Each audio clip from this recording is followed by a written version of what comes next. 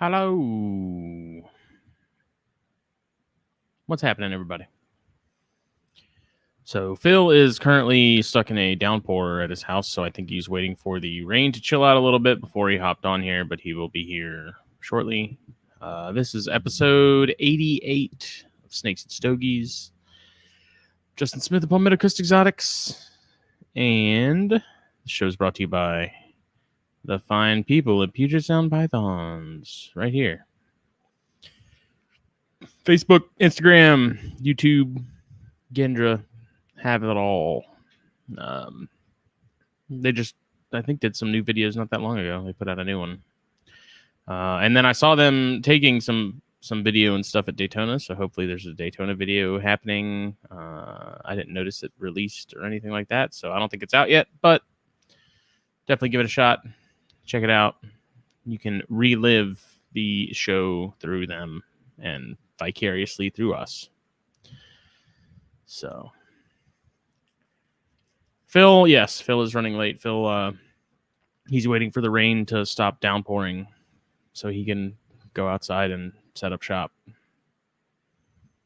Oh, he's lazy. Yeah, that's video always sucks because it's way more time consuming because of editing.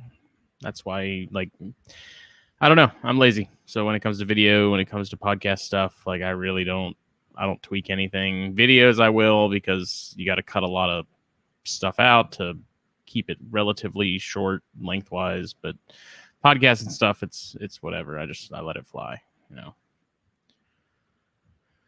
Mostly because the shows are also very long, and I don't want to have to go back and re-listen to the entire thing just to edit out small little pauses and things like that. It's like, it's just no roach on my leg. But yeah, there's that hurricane. Oh, he lives.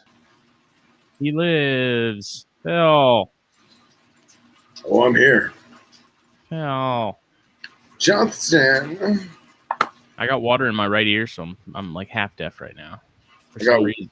I got water in my state, in case you can't hear it. I really can't. It's died down a lot. It was like sideways Forrest Gump rain a little while ago, and I'm sure it has to do with some kind of residual from Louisiana. And to all of you who are in Louisiana or the Gulf in general, you know, our hearts and prayers and minds go out to you guys. So, Godspeed. How's that? That cigarette's gonna be soggy. That's dry. It's dry. I will say this, though. My cigar of choice for this evening, I am purpose waited until we were live to show it. Ooh. Because I love a front band. I don't know why. I feel like it's so not the norm, you know?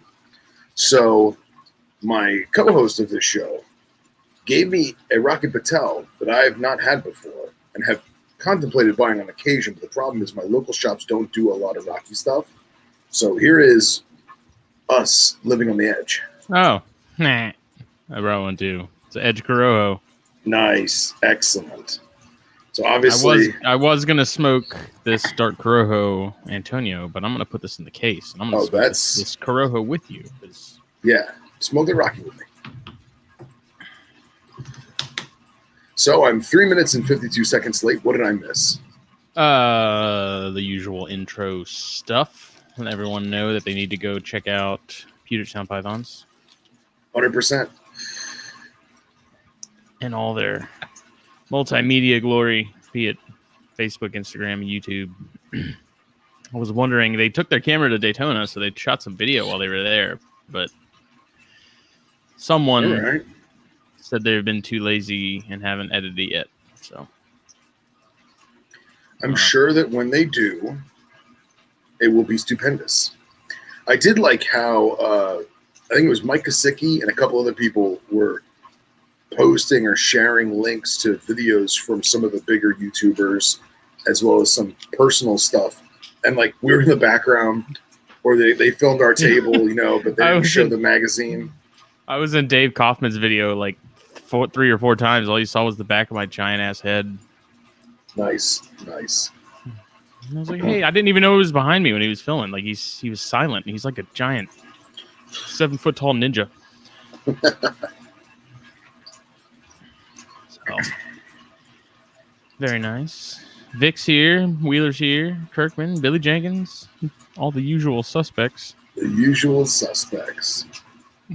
But so we had our little recap show on the last THP on Thursday. Right. I don't feel like we really covered much in the way of that, so I don't want this to be like an entire recap show, but I have some thoughts regarding it. Okay. So I figured we'd talk about that a little bit. Sure. I guess hurricane preparedness would be a good one too. I don't think we've really gone too deep into prepping for that. I know we've talked about it briefly here and there, but may have messed up. I have not sent you that article yet. It is done. Yeah, I have photos. Like, it's ready to rock and roll. I just need to remember to push send. So are we still on schedule or no? That depends. How many more days are left in this month? I don't know. One. Okay. So I'm expecting. I've been working on it today some. We're in pretty good shape, so I'd expect this issue to hopefully be done by Friday, by the end of the week. Is sort of what I'm shooting for. So I should send it to you. Yeah. Because Tyler Brooks also sent me a Connexus article. But I was really hoping to save that one for the feature in the next one, possibly, because, obviously it's Connexus. They're really cool. We don't get a lot of, Colonian content, so I wanted to kind of save it if I could, but if I had to absolutely use it, it would be there at my beck and call. So, all right. Well then I'll send you my transporting reptiles article, and we'll save the Connexus for next month. That was such when he told me he wanted to write something, I was super excited, and I figured that's a good feature article and stuff. So 100%. I really wanted to save that. Yeah, and dude, I'll tell you, I know it was a little out of their hands, but I was legit bummed that him and the crew him and the coalition, the Hingeback Coalition, didn't have shirts at Daytona. So I wound up grabbing a handful of stickers and decals and flyers. Well, I wanted to get stuff for my mom, because she's got the spec eye, and she loved it. Especially there one of the two of them, copulating. I'll say it politely. Hilarious. My mom was like, "What is this?" I was like, "It's two Connexus in action." Babies are made, Mom. And she's like, "Oh my God, it is!" I'm pretty sure she put it on the refrigerator. So it's awesome. Speaking of which, well, not speaking of Daytona, I guess, not necessarily Connexus Cooperative, but sure. This thing that was fitting for this show.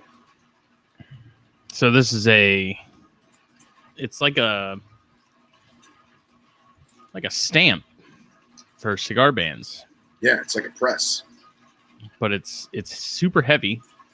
I think it's straight brass or bronze, or I don't think it's copper, but it ain't light. It's, what is it, Flora de Basania, which I looked up and I can't really find any information on. So I thought that was interesting too. But this was given to us by our buddy and frequent Snakes and Stogies hangout Kevin at Mutant Geckos. Wait, say that one more time. Kevin at Mutant Geckos. Yes. Sorry. I didn't know if you get some feedback on that one. Sorry. Kevin's awesome, man. Yeah, he dropped that off. He's like, yeah, I kind of collect junk, and I just stumbled across this, and I thought of you. And I was like, oh, perfect. It's really cool. The only problem is I don't know where to put it. I don't want to put it somewhere up high because I know the cat's going to freaking knock it over, and it's probably going to cut through my floor. But that'll definitely cut through the cat. Or that'll definitely crack some tile if it fell off the wall. Yeah, man, he's awesome. He was telling me that he deals in a lot of scrap metal and parting it out and stuff like that. And every time he finds something that's vintage or antique that he thinks that one of his friends might, appreciate, he just saves it, because the sharing of the artifact to him is more special than just hawking it. You know what I mean? Well, it's funny too, because like in cigar stuff, you go to shops, especially like you go to Beef or Tobacco where I work, Original Edge. We have old cigar presses hanging on the wall and stuff as like decor. So like anything that's manufacturing related to cigars, people love to have. Like there's, most of it's pretty primitive. So I don't know. People just it's cool stuff to collect, especially if it's a brand that's come and gone and isn't around anymore. There's like sort of that novelty to it. And that cult following. Yeah. So. And actually, the label on these was actually pretty cool. Let me find a picture of it. Yeah, go for it. Are you wearing your Nefer shirt? Yeah. Good for you, man.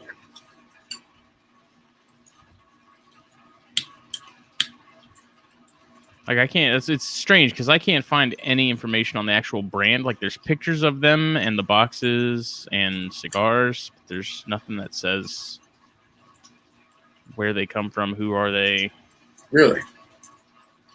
Do you think it was just a Miami locale thing? I don't know. I take it there's no Wikipedia. No, that's kind of what's frustrating. Hey, Eric Burt. Look at that. And Dario. What's up, guys? So, like, there's plenty of pictures and stuff of it. It's just strange, but I thought the label was pretty cool. I mean, I guess it does kind of look like weed, but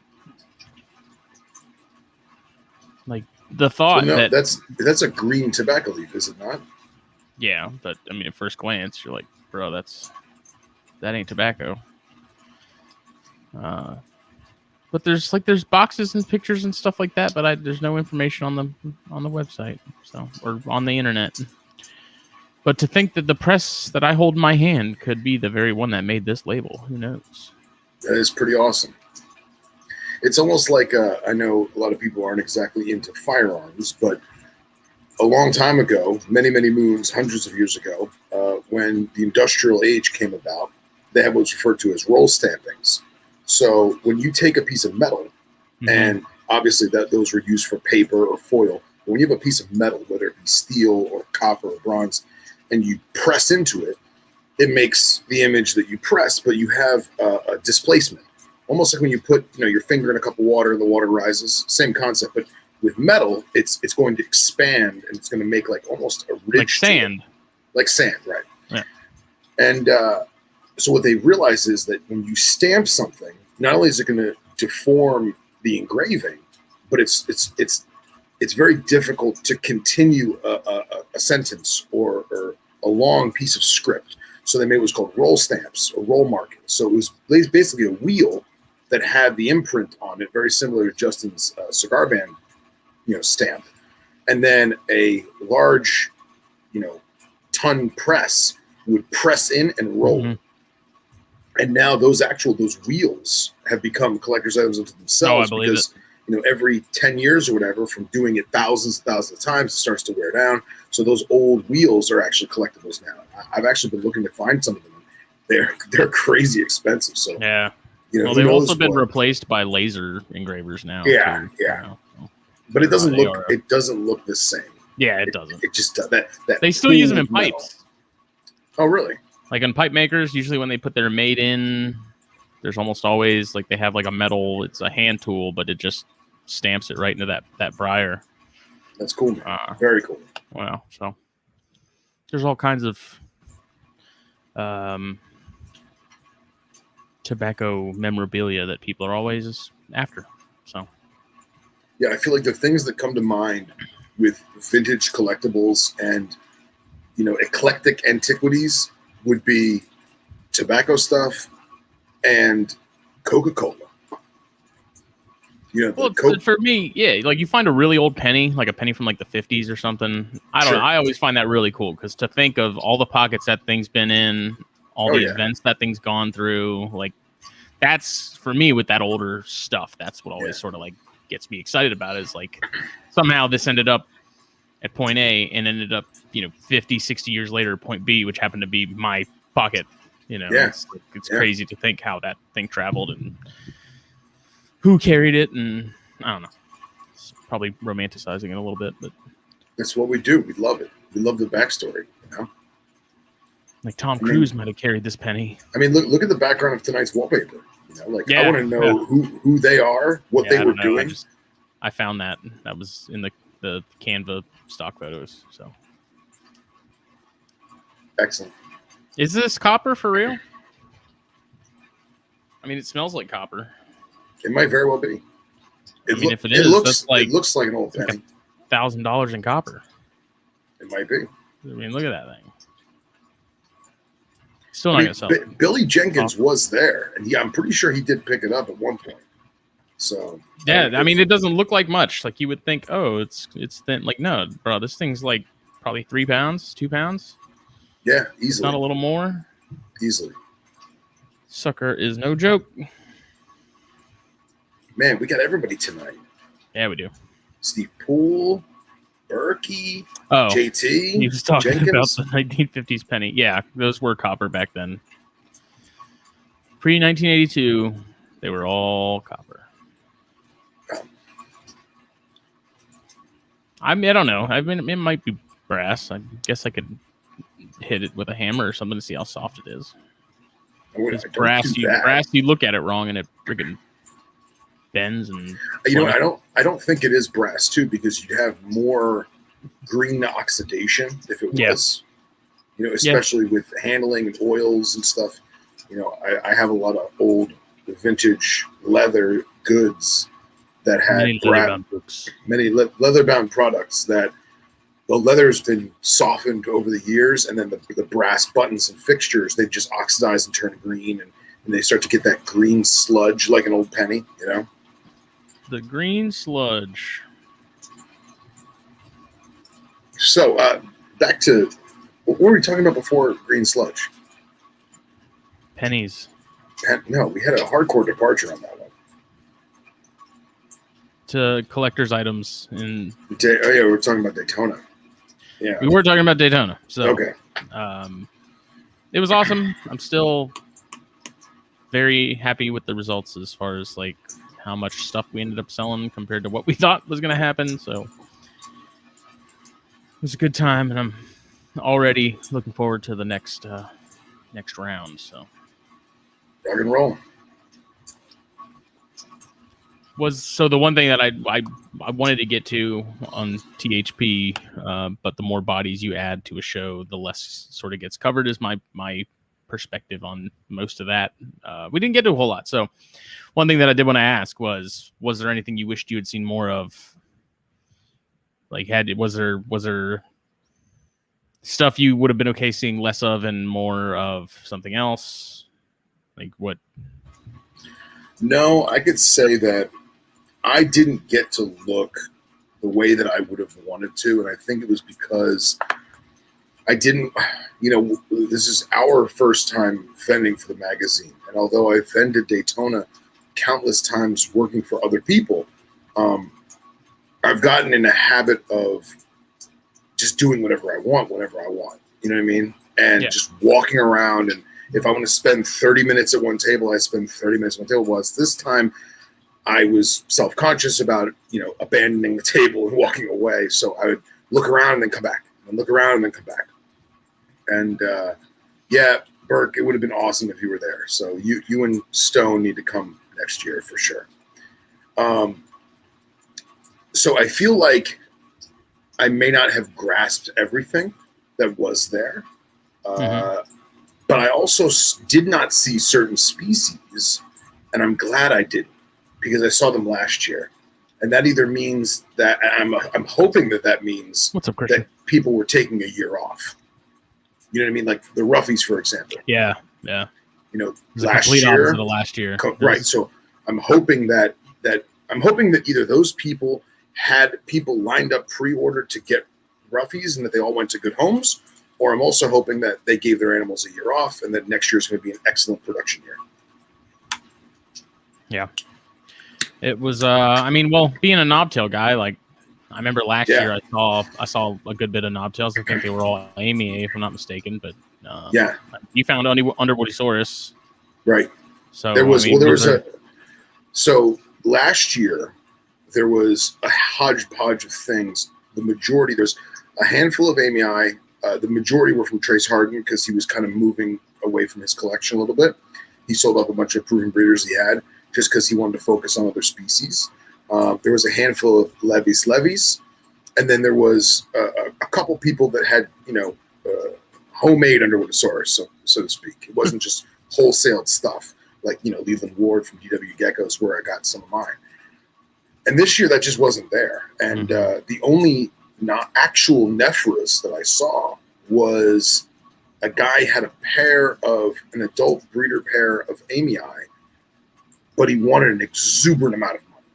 And I know they did sell to someone, and I'm hoping that was just because they were, giant 40-gram adults, and not because that's the way that people wanted to reflect the market.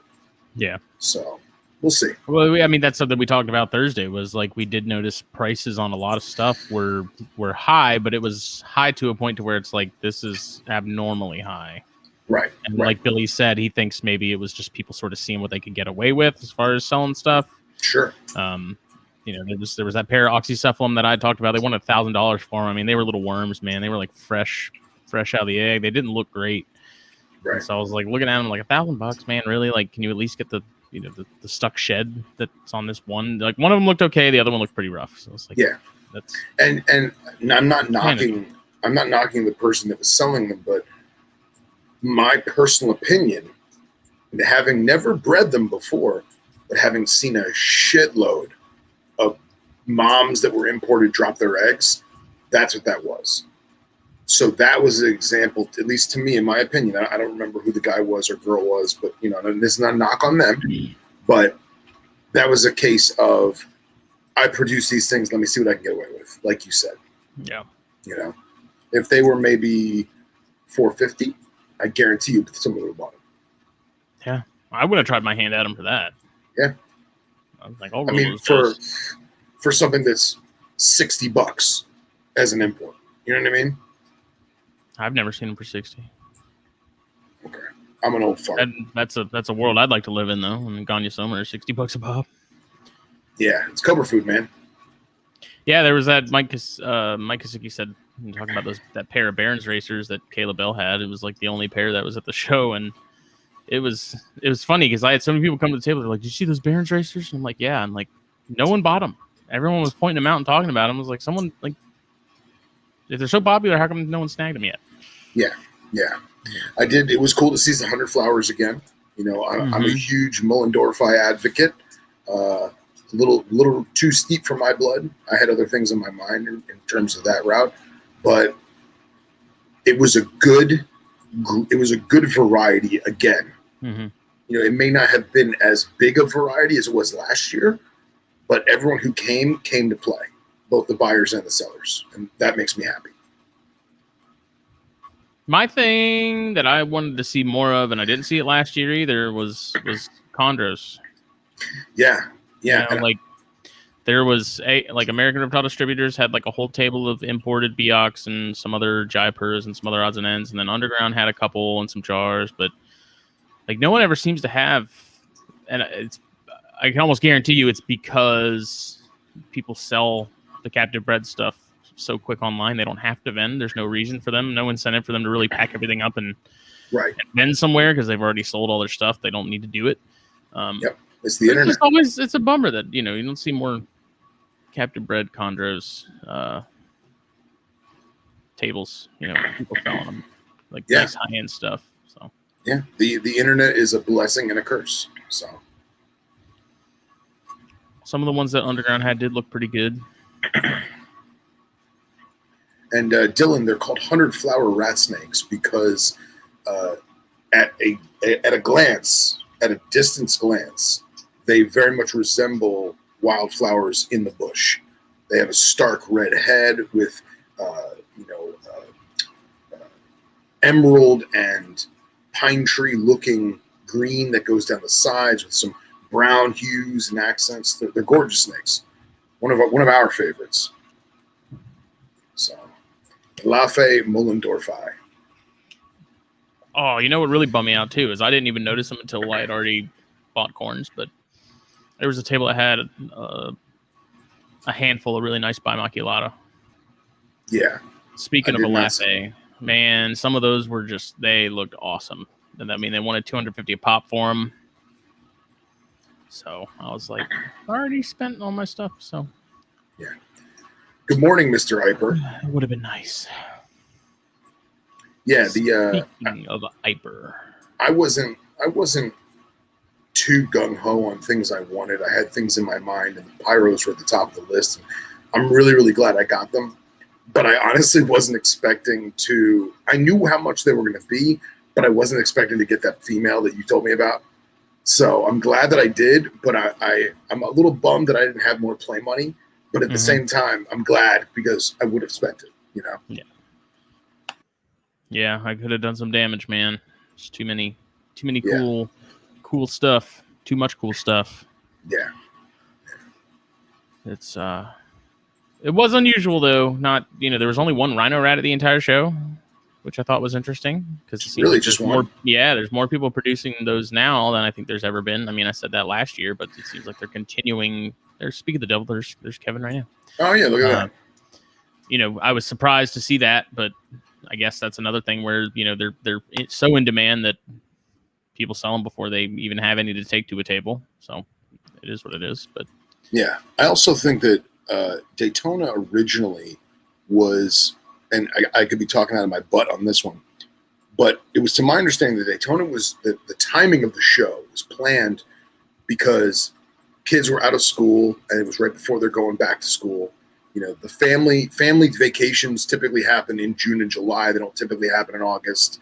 And at the same time, most of the clutches and litters of animals would have been hatched or laid or born in late spring and in spring. So now you have several weeks, if not a couple of months, to get things up to par in order to bring them to the show. And I know that every year, I don't know if that's because our husbandry is getting better or species are being acclimated to our hemisphere or what have you. But I feel like so many people, they either don't go to Daytona because they got stuff in the incubator and it's going to pop any day, or they don't bring everything they can because it's just not ready yet. Mm-hmm. You know what I mean? Yeah, and not seeing any rough scales too, like we said. You went from seeing there was a handful of tables with them last year to now. I mean, I didn't see any at the show, but I could have easily missed them, I'm sure. Yeah. I also think that certain tables, like sim containers, for example, sim setup was gorgeous. The way they had it with the black and the lights looked great. Completely different than every year they've done in the past. And I feel like there was a third of the animals that they've had in the past. And I don't know if that was because certain individuals, like, I don't know if Ron Petro was there or not, but I know normally he brings a crap load of geckos and smaller stuff. And they just didn't have the diversity, but the stuff that they brought was tip top. You know what I mean? So I'm wondering if it was a table space issue, if it was we're working with different species issue. You know what I'm saying? So I feel like the things that were brought to the show were fantastic, but there could have been more, and maybe we'll see that next year. Who knows? Yeah, and Scott said less death is a good thing, less wild caught. Yeah, and that is one of the nice things about Daytona is I think Wayne makes a point to make sure it's not nothing but importer flipper tables. Well, it should be. I'm pretty sure it is a rule that it must be captive bred. Obviously, people bend the rules. I was going to say. I mean, you see, there's plenty of tables that's not the case, but right. But they're not. The general thing is right. Crappy looking imports that are borderline dead already. I would confidently say that at least 80% of the show is genuine, bona fide captive bred. Would you agree? Yes. Okay. So that's one reason Daytona has a leg up, I think, on a lot of shows in general. I mean, because it's one of the oldest and most historic shows in the country. One of the largest shows in the country. 32nd this year? Yeah, 32nd year.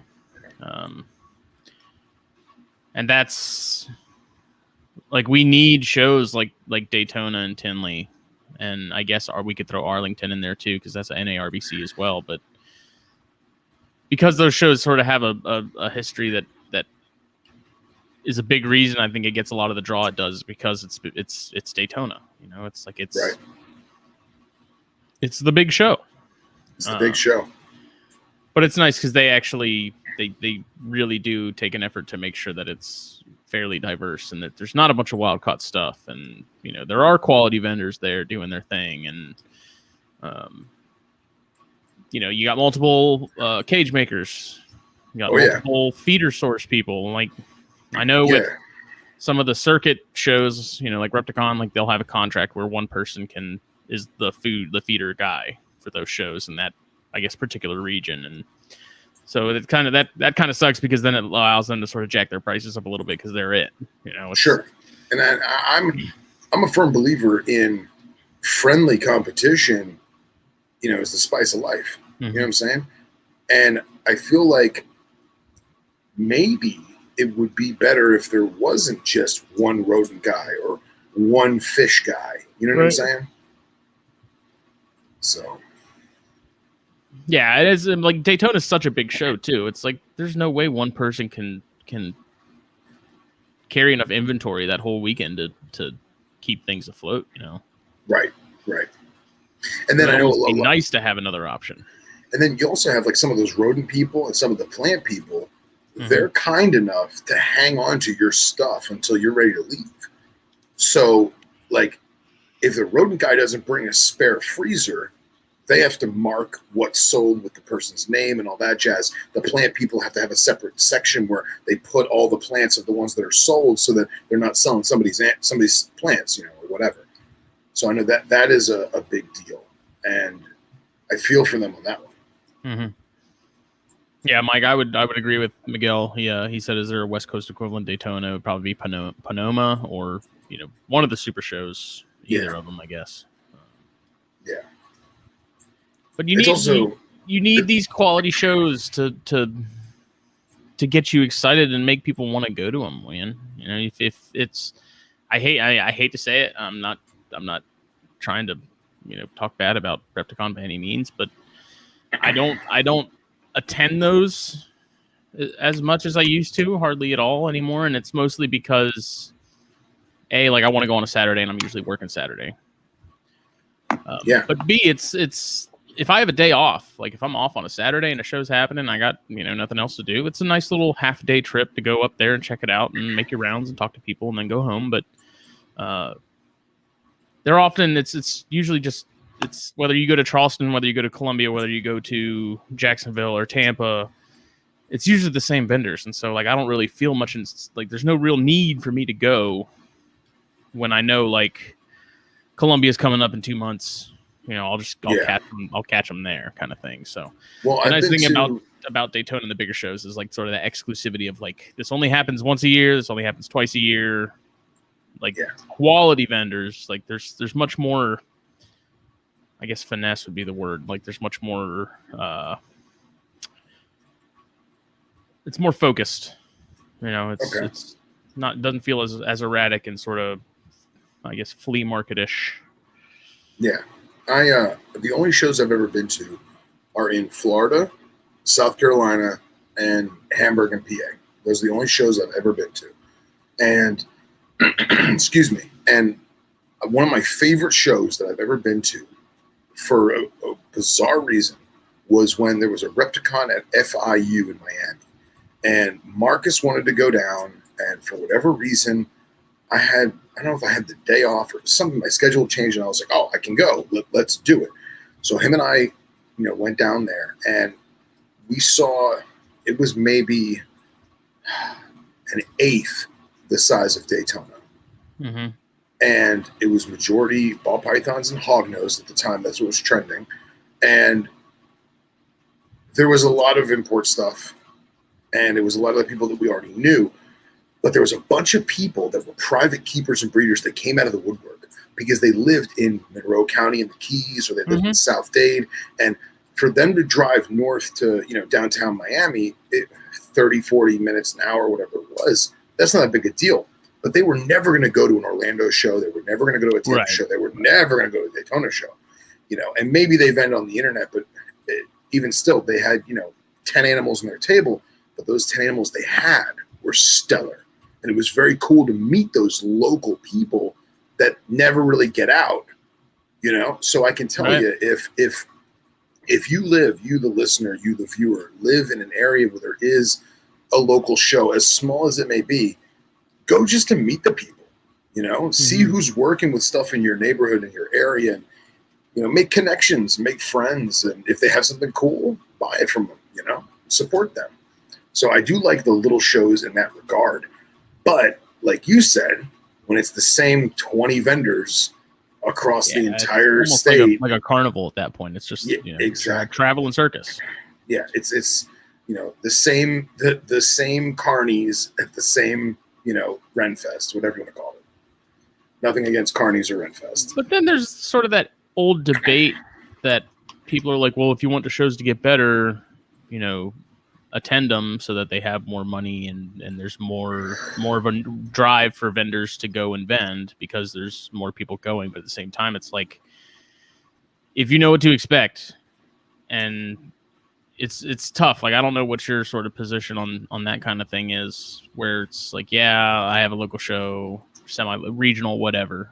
It's like, it's usually fun to go, but it's never something that I'm like compelled to go to or feel compelled to go to. And it falls in line with like what Dylan's saying, what Eric Burke says all the time, is voting with your dollar. And right, it's a little different with Daytona because that's a once a year thing. It's like, you either go or you don't, and you're gonna miss out if you don't. You're gonna regret it. Right.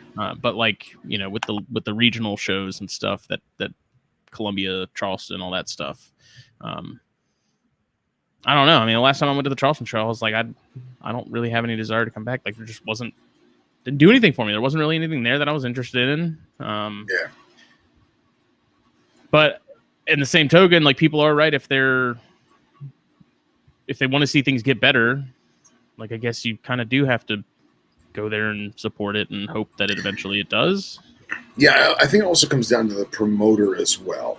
And I say that only because, excuse me, forgive me for clearing my throat so loudly. I think it comes down to the promoter and how accommodating the promoter is. So in my line of work, we don't do shows anymore because it's not beneficial to us to do them.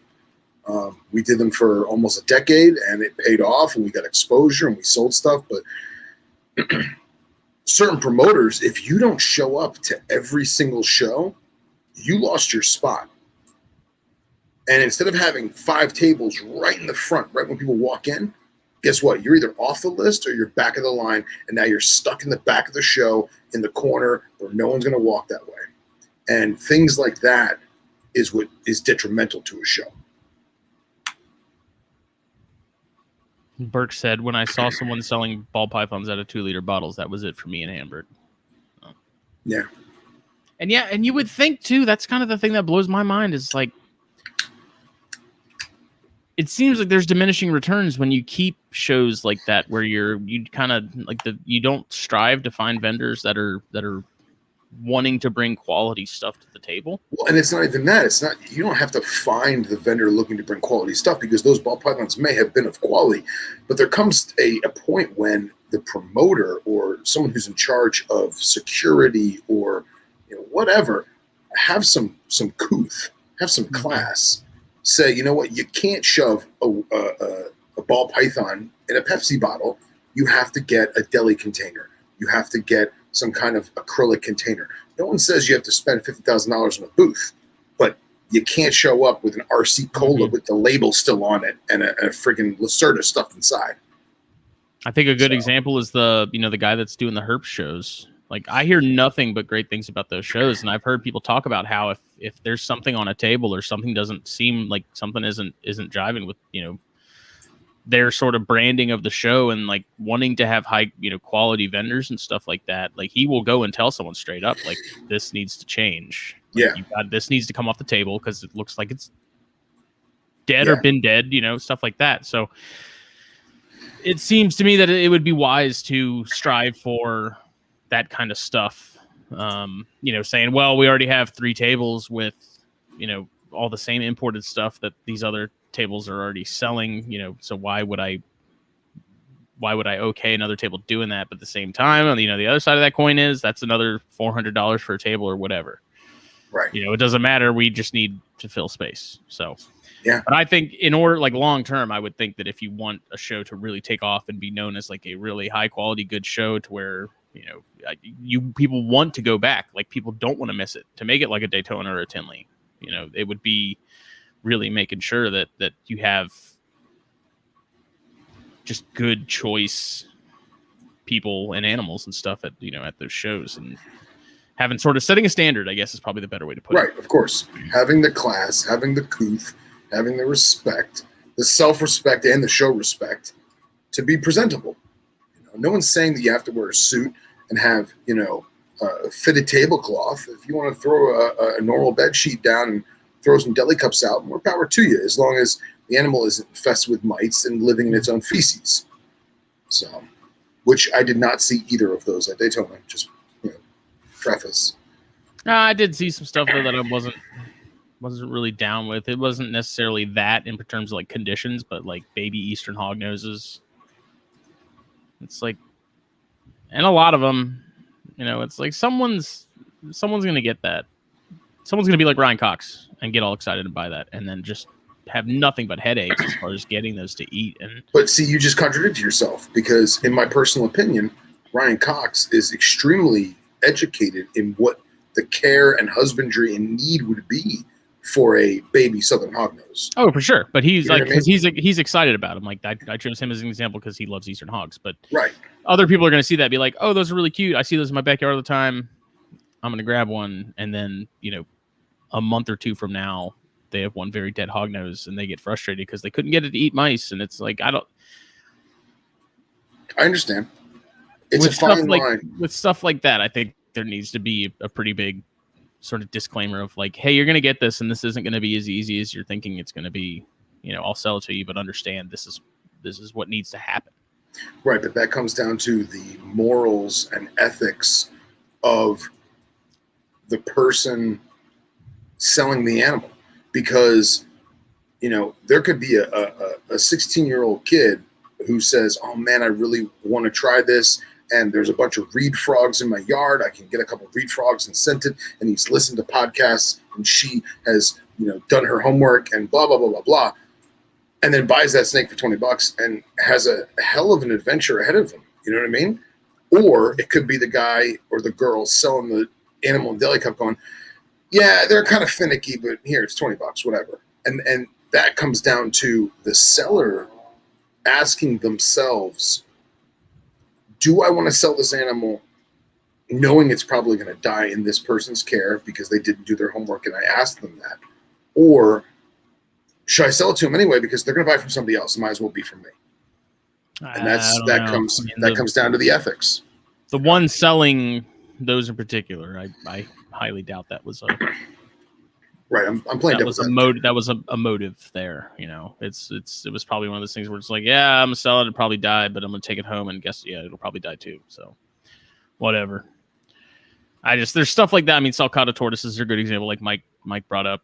There's just the number of people that are gonna want to buy that. It's gonna be more of in my opinion, I think it's gonna be more of the less educated that have the impulse than the people that are truly like, I love Eastern hogs. I really want to, buy a handful of these and try my hand at them and do what Kevin Fisher does. And I don't see that being the case with a lot of people eyeballing those at the table. Bill comes in with the he'll chew the frog up himself for sending at that price. Nice. Yeah, Look, and Dawn said she got emails for people trying to surrender 3 sulcatas this week. Yeah, but think about how many people got baby sulcatas and raised it up and had a family pet that lived for 40, 50, 60, 100 years. You know what I mean? You can't automatically assume that it's going to go south. You know, I wouldn't necessarily assume it's going to go south, but if it were a matter kinda, of but you if kind it of were a are. matter of if it were a matter of odds, I'd probably say it's likely going to. People I'm still play. saying my expectations would not be, my hopes would be high, expectations would not be. Yeah, but I mean, I'm doing my damnedest nowadays to try to not judge books by their cover, despite me really wanting to. You know what I mean? And that comes down to vetting the customer. So if I'm vetting the customer and they tell me, hey, I'm going to do X, Y, and Z, and I say, you know what? All right, let's do this. Let's sell you this animal. It's not on me per se because I vetted them and they told me and they made me feel comfortable Yeah, with and it. that's one thing. You can only do as much as like you Right. you can only work with the information you have at the time. Like that's not on you if someone's gonna straight up lie to your face about, you know, they're prepared, they have all this, they have all that. You know, we can only do so much. But you know, Kevin said, where are all the sulcutas going? That's a good question. That's what the same question I asked about full blood retics. Where are all the retics going? Yeah. I don't see that many big retics anymore. Well, maybe they're doing the right thing and they're feeding them appropriately and they're not getting a lot to of be small ones. 30 foot, you know? I see a lot of babies. I don't see a lot of monsters.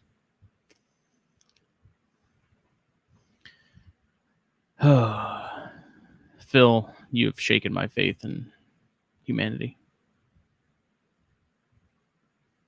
Why have I shaken your faith? I don't know. I think just it's the general devil's advocate playing that you and Billy like to do with me all the time. Well, no, man, because I'm extremely pragmatic, okay? And my thought process is I'm going to think of all the bad things that could happen. Not saying they're going to, not assuming they're going to, but God forbid they do. I am mentally and physically prepared for them.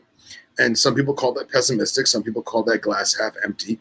And I try not to look at it that way. And I'm trying to be more Chris Henshaw about life, you know, very positive, very uplifting.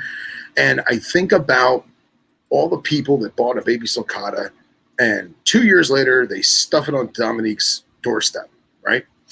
But then I think about, you know, some little kid who really wants a pet tortoise and mom and dad do homework and realize that, you know what, sulcatas are a pain in the ass and they get gigantic, but they're really good pets if you take care of them and have the space. And hell, we got a yard and we got a space heater. Why not get little Susie or little Tommy a baby sulcata? And now you've sparked a love of tortoises in that kid.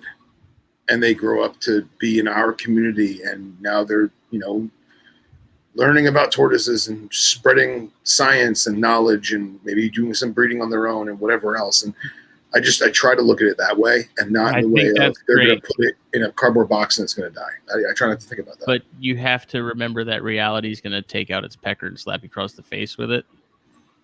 Yeah, and I don't think that's going to be the case. Just remember, wax on, wax off. I don't know, man. Okay.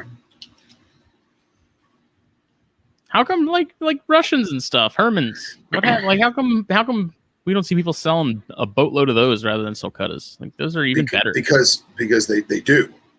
They sell them by the, you know, kiddie pool full. So I've seen it myself. And they make great pets. The problem is no one's captive breeding them. So when you have a show that is specifically captive bred animals, you're not going to see a kiddie pool full of, you know, golden Greek tortoises. You're just not going to. You see a handful of little ones on a table, maybe. But spur thighs, which are captive bred in large numbers, those you'll see.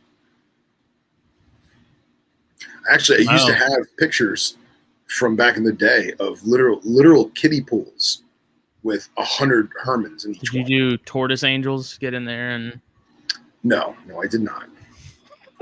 Sounds like an opportunity missed. Dom said the thing with tortoises specifically that's super interesting is that they usually come from elderly people like grandma who wanted a pet. And she took care of it for 12 years, but now it's too heavy. And then she said they get a ton of Russians into the rescue, a lot more than sulcatas, actually. Then Bill said small tortoises are significantly more expensive. And Bill agrees with Dom that a lot of surrender sulcatas are from older people. So, yeah, but Take that osteo biflex, and then you won't have that problem. Yeah, but this is and I'm not discrediting them because they work with legitimate volunteer organizations that do legitimate animal rescues. I'm not discrediting them. But you'll never get the statistics of how many are kept and loved. You'll only see the ones that are tossed away.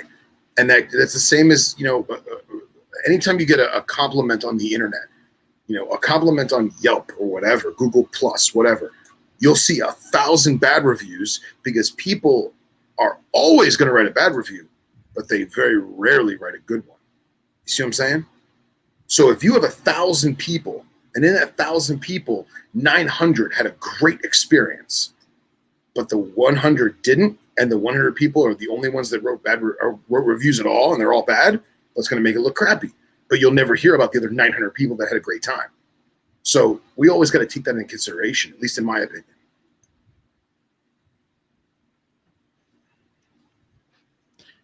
For sure. Yeah. Plus, algorithms are shitty. You know what I mean? You have 10-star reviews, right? And all of a sudden you get one bad one, it drops you down to a 4. Fuck that. Yeah. But it's a good show overall. I enjoyed it. It was. Like I said, they're important, even if it's just getting to see people you never, like Jeff and Kendra, man, they came from all the way literally across the country, like corner to corner. Like they're not going to fly down for any of the smaller shows or something, but it's like Daytona and Tinley, it's a special occasion. Like there's a reason they're so huge and so popular. It's because it's an event, it's a big deal. So yeah, I'm glad. I thought it was a great show. I loved seeing all of our friends, meeting people, putting, as Jake says, faces to names and faces to voices, and that's what it's all about. It's great. And we all came home with cool stuff. Yeah. I mean, I do hope that it continues. As most of us know, like Wayne Hill is getting older, and I know he's had some health complications in recent years. And, so I guess the big question from a lot of people now, myself included, is like, what's going to happen? Like, what happens when he's gone? Does that torch get passed? Does it just die off? Surely someone's going to pipe up and keep it going. Like, I have a very hard time believing it's just going to get dropped and forgotten. No, it won't. It may get renamed. It may. I hope that it doesn't get moved, but it will continue to go on because such is tradition. Mm-hmm. Even if it turns out to be not a show at all and it's just a gathering of the Juggalos. Well, I was gonna say, you guys ever heard of a Mountain Man Retreat? Steve Rinella always talks about the Mountain Man Retreat, where back in the 1830s, mountain men from across North America would converge, and I want to say it's Bozeman, Montana, but somebody please correct me if I'm wrong. And they would meet there, and the whole point of it was to trade goods. It was, I ran out of lard, I ran out of gunpowder, I needed new pelts, whatever. And mountain men would swap their fares and their wares and drink themselves stupid, have a grand old party for a week, and then go back to the mountains and the wild frontier. Even if it turned out to be something like that, I'm okay with that. Mm-hmm. Because it keeps things going. That would be interesting if you had a show that was all trades only. It would be. It'd be kind of a shit show, but it would be fun. Yeah. Yeah. That'd be very interesting. Yeah. So you're getting a lot of rain because of this hurricane? Not a lot, but it was weird, man. Before that, when that hurricane was coming up the Gulf, the weather down here was so great. It was like 82 degrees and windy and just not a cloud in the sky, and it was great. And now it's just like hot and gross. It was nice and cool this morning when I walked out. And I figured it was because of that. So finally, it's not 95 degrees with a heat index of like 110. It's actually comfortable. So yeah. A friend of mine posted a picture of a diamondback up in, just north of Orlando, and the caption was, autumn is here or something similar to that. And all I could think of was, dude, it is 98 degrees out with 110% humidity. There ain't no freaking autumn. Like on a calendar, sure, autumn's here, but Mother Nature says, let's give it a few more weeks. Yeah, right. Like I'm expecting one more hurricane or at least a tropical storm in September, because there's always a tropical something in September. That's just how it goes. So. Well, that's interesting. You talk about that and how people are seeing stuff. I just joined one of the snake ID groups for South Carolina, right? And I figured out now that that's actually joining those groups might not be a bad idea in terms of figuring out when stuff is starting to move, because I've 100%. Seen it just within the last couple of days. I've seen a ton of people posting baby hogs. Oh yeah. So it's like, oh, it must be baby hog season coming. Like Hogtober's on, coming in a little early. So I was like, I should. Why didn't I do this sooner? Because now I can sort of have an idea of this is what people are starting to see. This is what's starting to move around more, and oh yeah, using that. Yeah, I mean, I use it for my stuff. My stuff too is the stuff I keep captive. Is like the South African ID groups, right? Or Snakes of Southern Africa ID groups, and like they'll say, oh, it's June and the sand snakes are moving. You know what I mean? And things like that. It's like, okay, so now I need to vary my temperatures accordingly. I can vary my humidity accordingly, because now things are I'm noticing the pictures of what's in the background. Is the grass brown and dry, or is the grass lush and green? Things like that.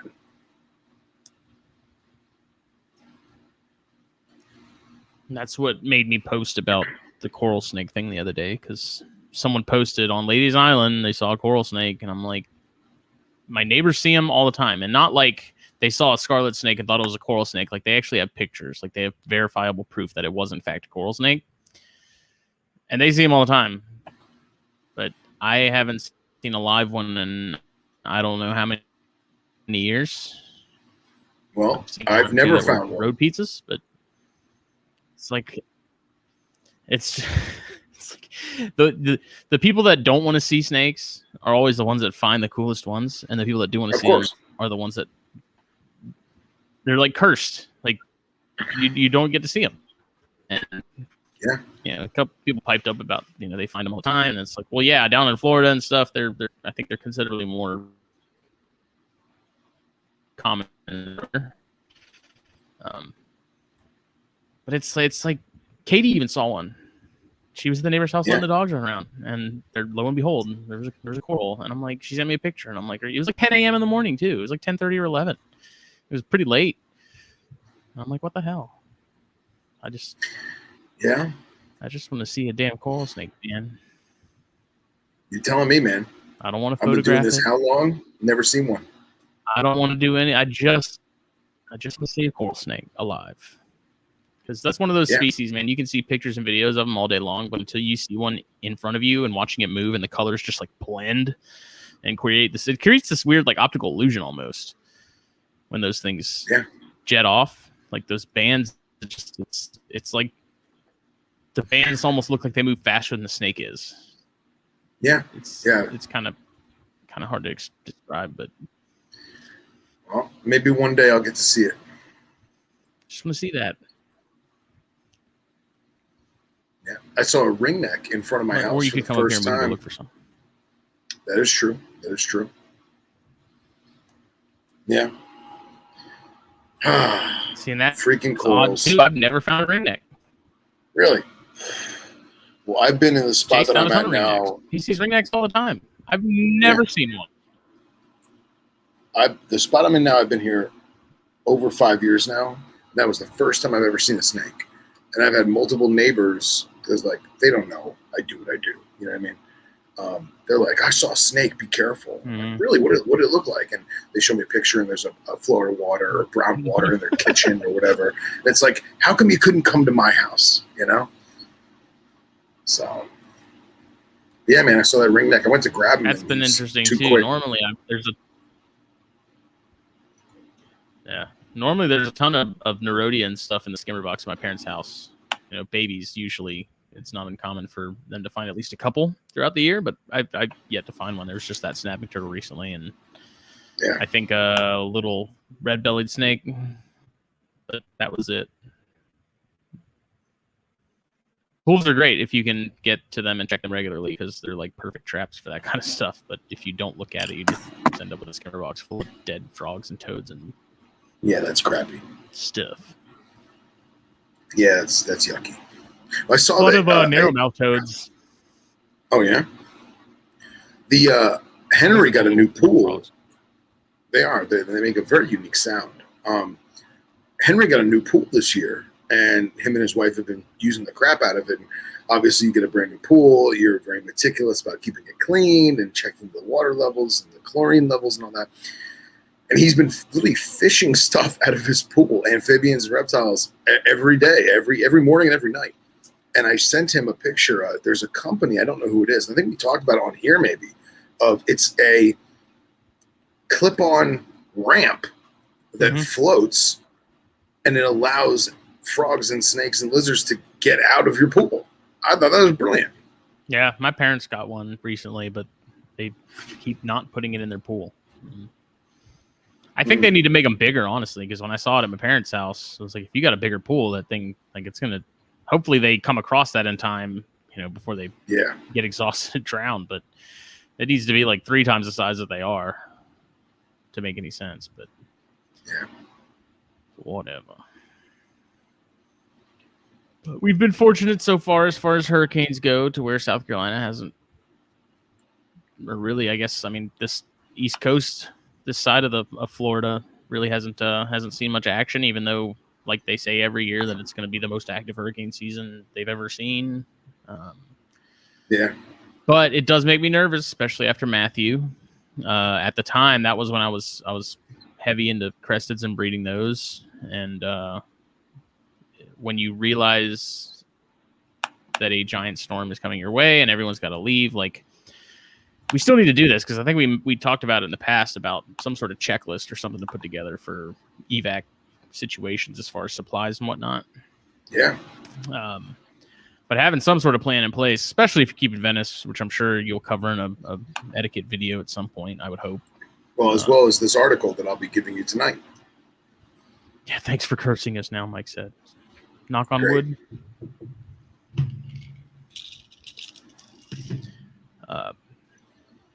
Yeah, so my sort of emergency plan or kit, I guess you would say, is like a gigantic tote, like a Christmas tree tote size kind of deal, almost, filled with gallons of water, a ton of different deli cups, snake bags, extra like deli cups for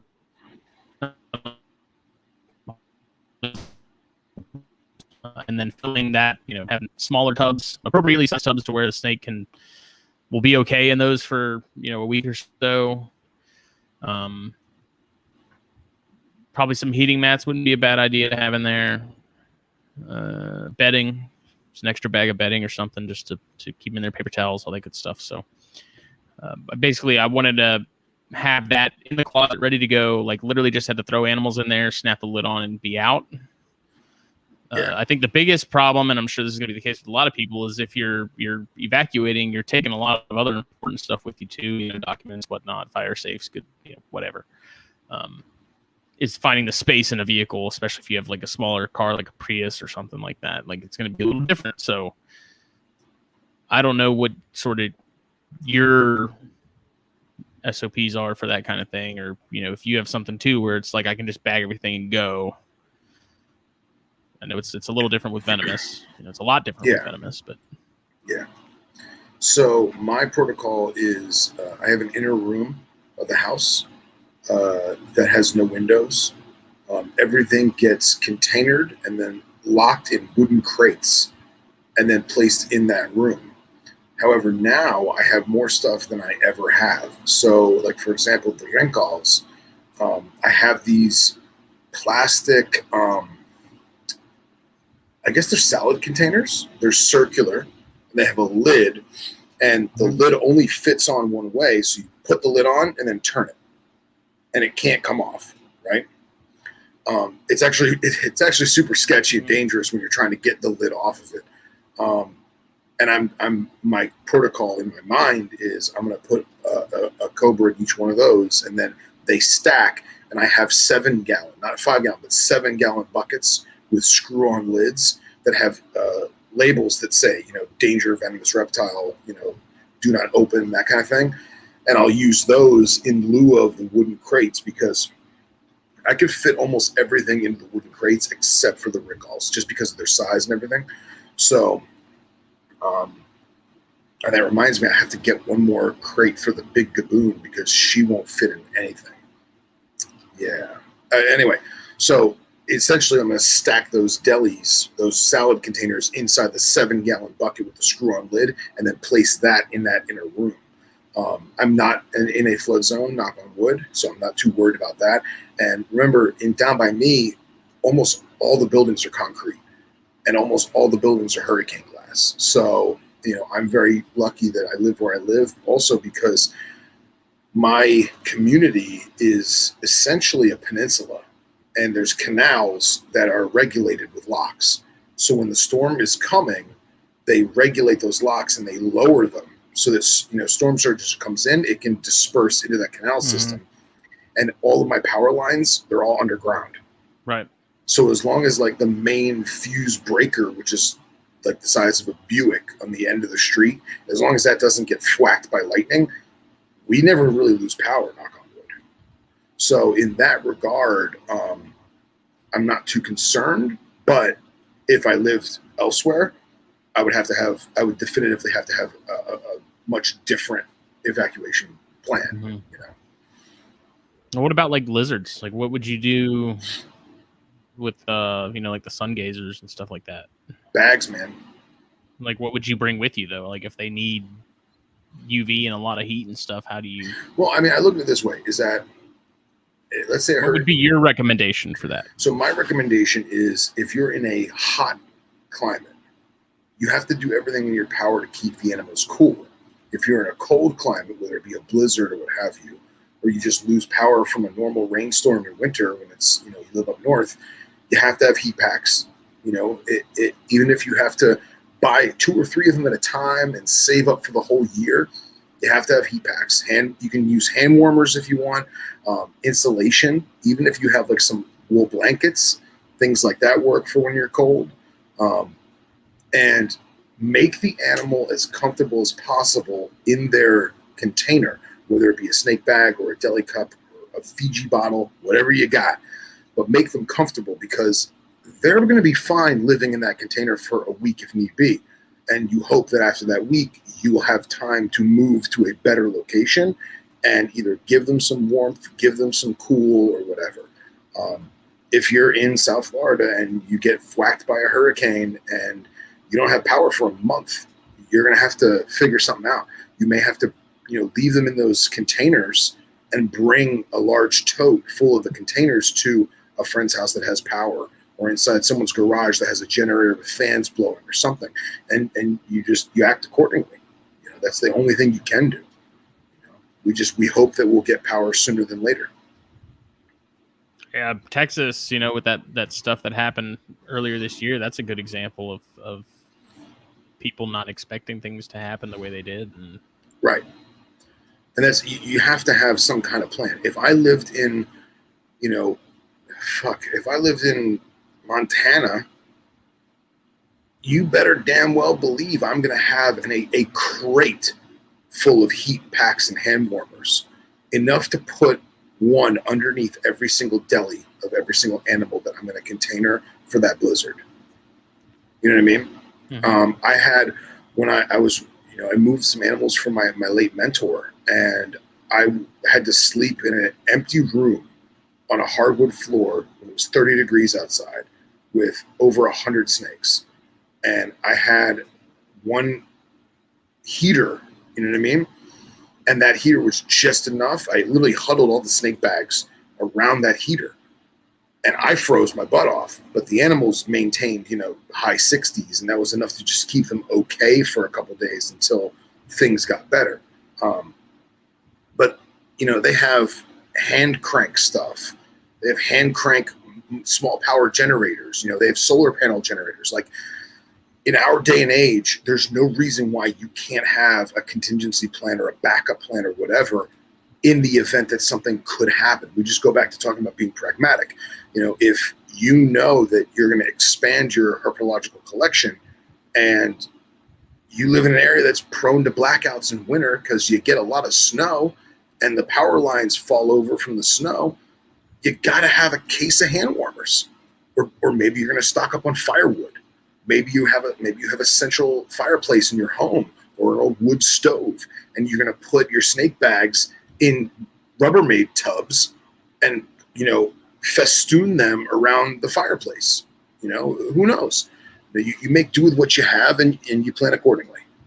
Dylan says I have a pillowcase for everything and a giant tub with heat tape on the bottom and lid, power strip, and 2 thermostats on top with a converter that I can run off my car if needed. The converter is actually a really good idea, especially hurricane season. Like if they're doing evac, I don't know if anyone's ever been in an evacuation route, but the roads are packed, traffic's backed up because you have literally millions of people trying to go in the same direction at once.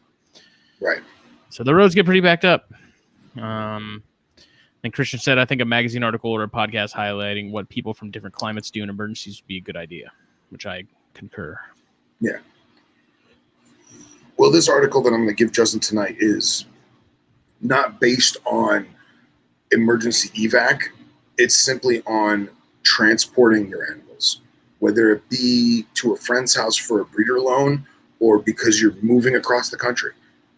And just to give people an idea, because so many new people that read the magazine, listen to the podcasts, maybe they don't have friends like we do that are all herpers. Maybe they don't have, they're not as savvy on the internet looking at certain things.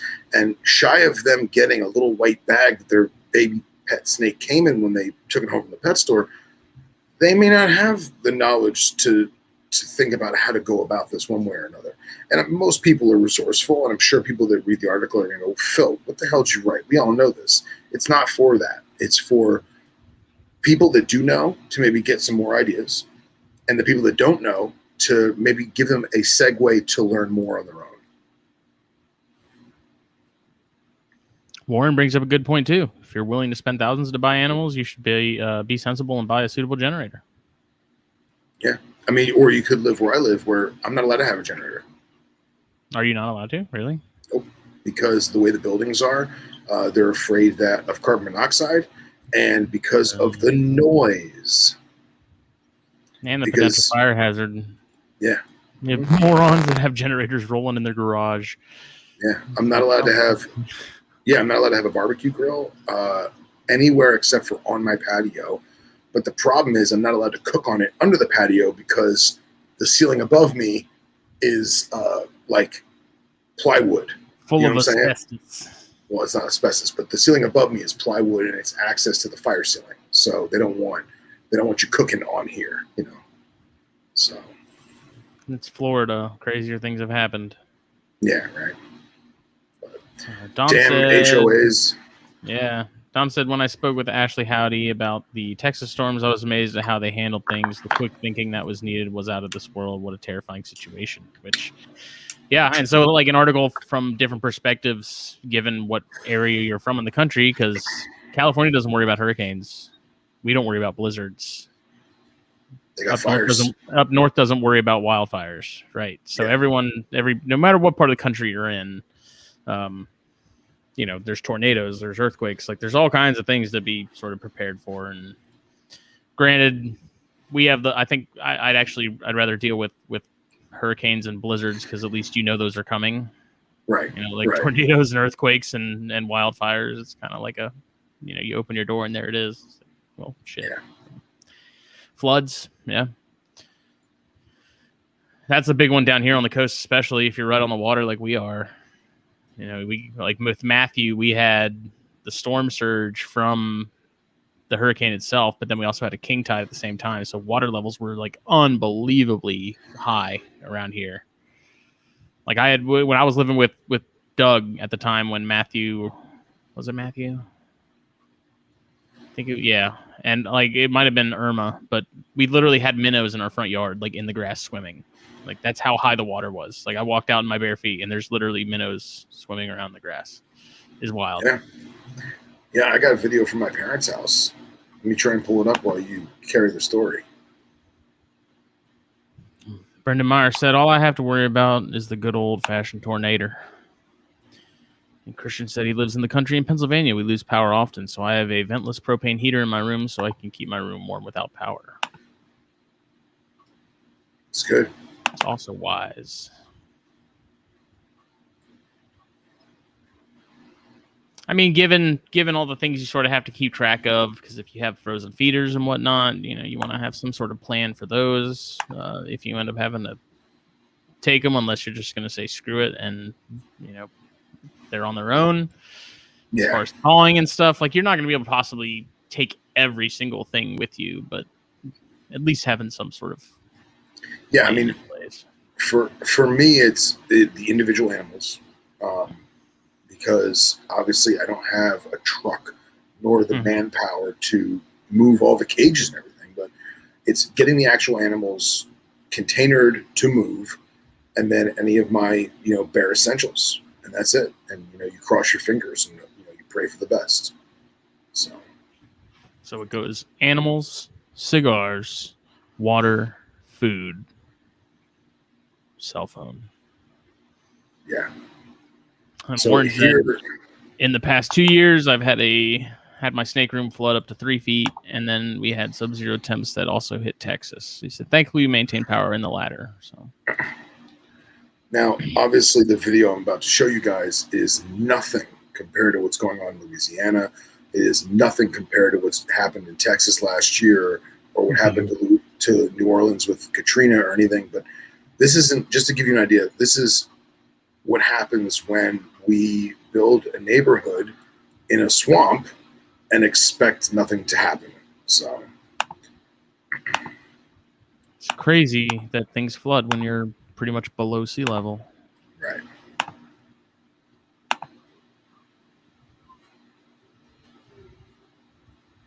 Can you hear the audio or no? No, I can't. Okay.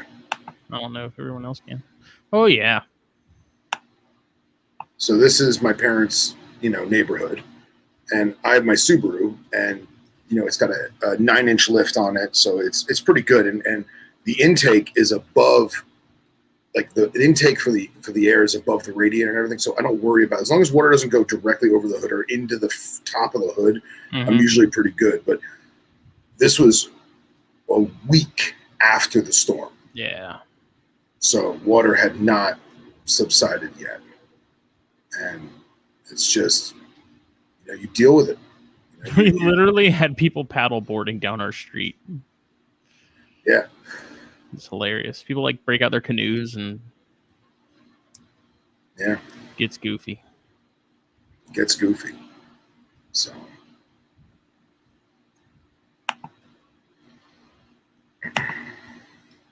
fortunately, I'm in that little armpit of the East Coast where, for whatever reason, a lot of that stuff sort of skirts under us or above us and rarely actually dead center. Like, we get the eye of it and everything. Yeah, we've had some pretty bad storms, but luckily, because, like I said earlier, the buildings being concrete and our canal systems, Florida learned a lot from Andrew, and to this day, they still talk about how horrible Andrew was. So, when something really bad happens, you figure it out and you act accordingly. Nobody knows this, but Lake Okeechobee, which is smack dab in the middle of the state, it's massive. It's huge. People don't realize how big it really is. I mean, it's not like Great Lake big or anything, but it's very, very large. You physically can't see across it most days. And I don't know if it was 1932 or maybe 36, something like that. A hurricane came. They obviously didn't have Storm Tracker back then. And the lake overflowed. And it killed like 30,000 people, because it basically decimated like 3 towns that were neighboring the lake. So after that, they built a giant levee around the lake, and they are constantly, on a daily basis, repairing it and fixing it and making it up to its standards. And there's a series of locks that go in and out of the canal system. So we haven't had a flood like that since then, but you look at somewhere like New Orleans, where the levees keep getting destroyed because, unfortunately, the city's under sea level. You gotta make the best of it. Sadly, my heart goes out to those folks.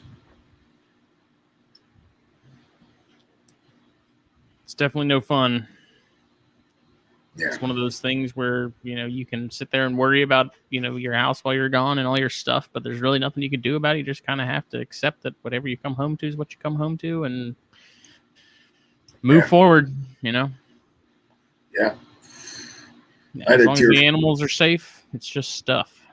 Yeah. Yeah. So that was morbid. What'd your friend happen? I was going to say more morbid stuff. He lost a bunch of snakes in the fire, but we'll leave that one for another time because let's bring the positivity back to the show. That's always my biggest concern is fires, and that's why you got to check all your thermostats and your heat tape and all of that.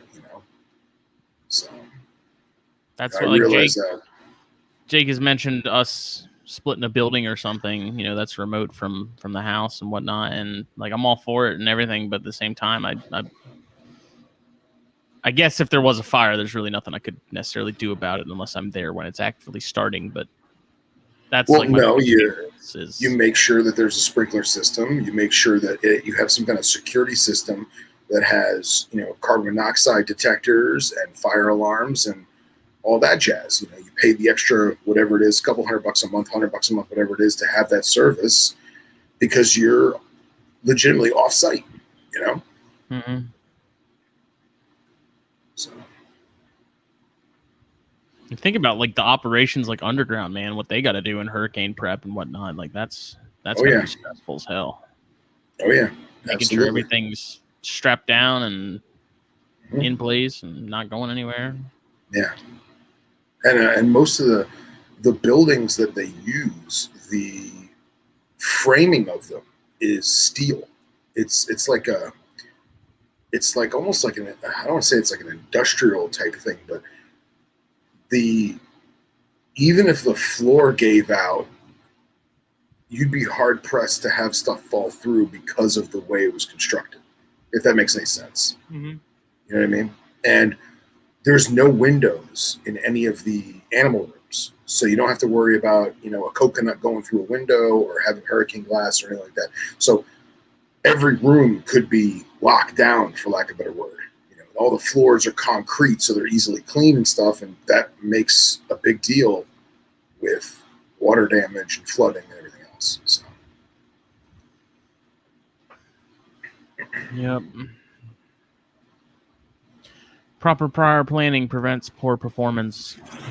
That's my principal in high school always said. That's a mouthful, but I like it. The 5 Ps.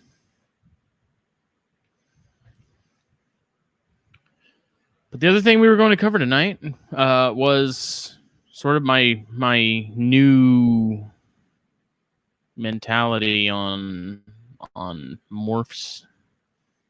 There was a ton of corn snakes at Daytona. I ended up getting a handful of them, and so I have my locality stuff that I will be a big part of my focus.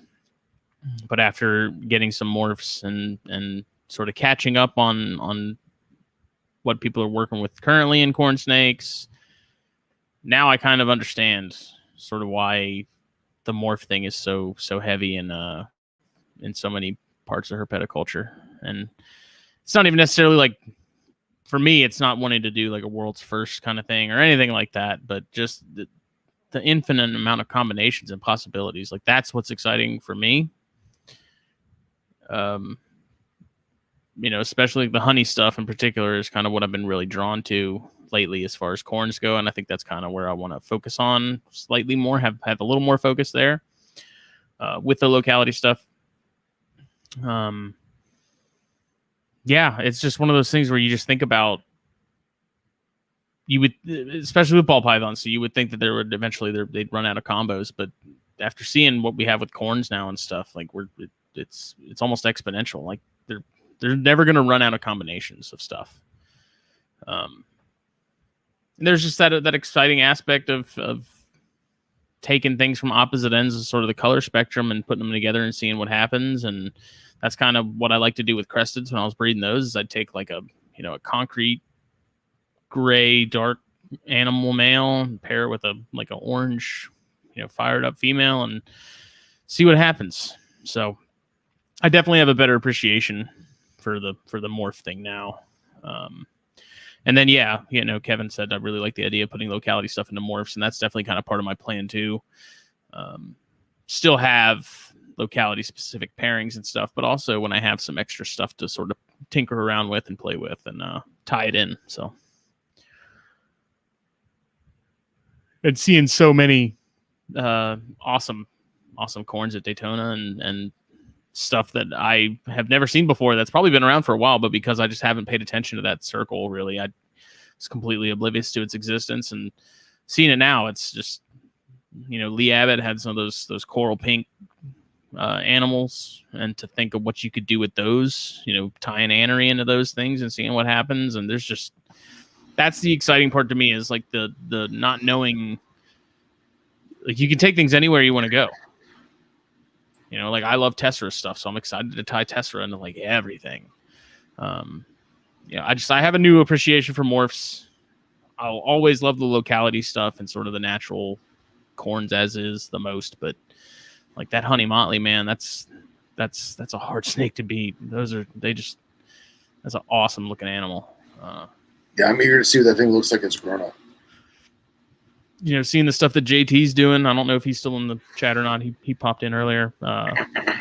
Watching his stuff really closely, and it's just the prospect of you can kind of do whatever you want at this point. Like, there's so much stuff that you can work with and play with, and you like.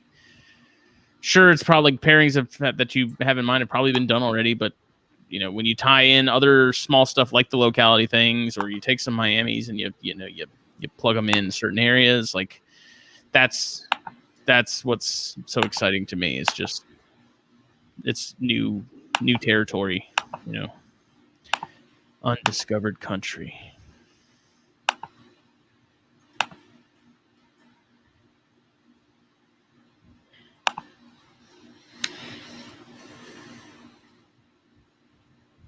That's horrible, Henry. Henry says he has a video of Mango eating a honey motley. Good thing I expect Henry and his sick comments. And even with the ball python stuff, we've talked about how we're not super hip to a lot of it and what's going on. I'm pretty oblivious to most of it, but I can still acknowledge when there's a good, like when a ball python looks cool or a certain morph looks nice or a combination that's really killer. I appreciate them for what they are. But I guess that's the case with anything. Hondurans, I really like anery Honduran milks. Hobby Hondurans, whatever you want to call them. So I just designer chondros. I know those are going to count. They're not, I guess, I don't know if I'd necessarily say morph is the word I'd use for some of those, even though there are some lines that have a certain phenotype. But who doesn't love designer chondros? Who doesn't love chondros, period? Well, you had me a designer, and then you were like, who doesn't love chondros, period? And I'm like, But my apologies for making my phone ring. You know who that was? Who? Is that Henry? That was Billy Hunt. Oh, yeah?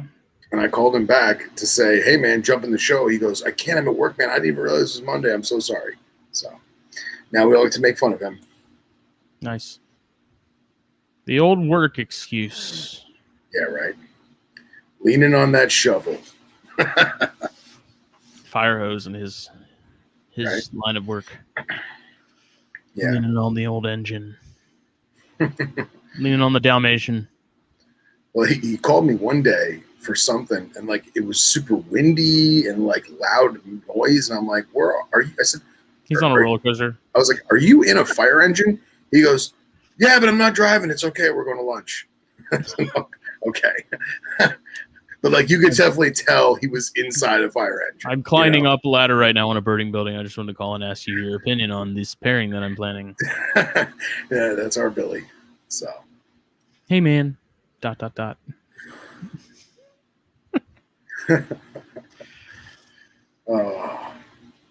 Scott, don't encourage Henry to feed off. Morphs. Yeah, come on.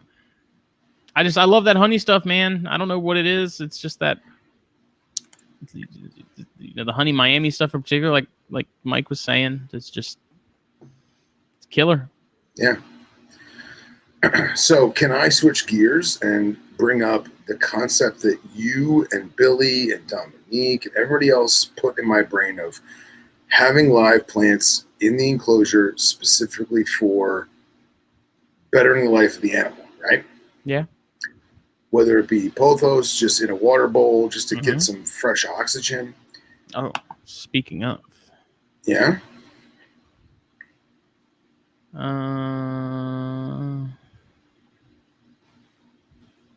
Stand by. So I've done this recently. And there's people that I'm sure will be very upset at the fact that I'm keeping chondros on puppy pad with a perch and a water bowl, but it works. Okay. I just took that picture the other day, and I've come to find that if you just do like a whole plant, even if it's a small one, like that's one of the plants that Billy gave me at Daytona. Okay. That's kind of what P and Cody have done in their racks. I don't know if you remember them having sort of decent sized pothos growing in the water bowl. Oh yeah. That's kind of what I want to go for with all of mine. I tried it with some other stuff, just with like clippings, and it doesn't seem to work out as well. I think you really need that nice sort of decent sized root ball or that ganglia of roots instead of just a couple of trindles. Yeah. But I really like that, and I think it definitely, I've noticed in sort of the more arboreal racks with some of the chondros, it helps with humidity and that ambient. Oh yeah. Like you can physically feel it being more humid in the tub than outside of it. So. Oh yeah. So here is, you find that picture or no? I texted it to you. Yeah. Text it to me. Is that easier? Or do you want me to do Messenger? No, it doesn't matter. It just hasn't showed up yet. Scott said oxygen content, which is another good reason why I like to have them in there. It's like a natural air filter in a way. Oh, this is beautiful. I love this. Stand by.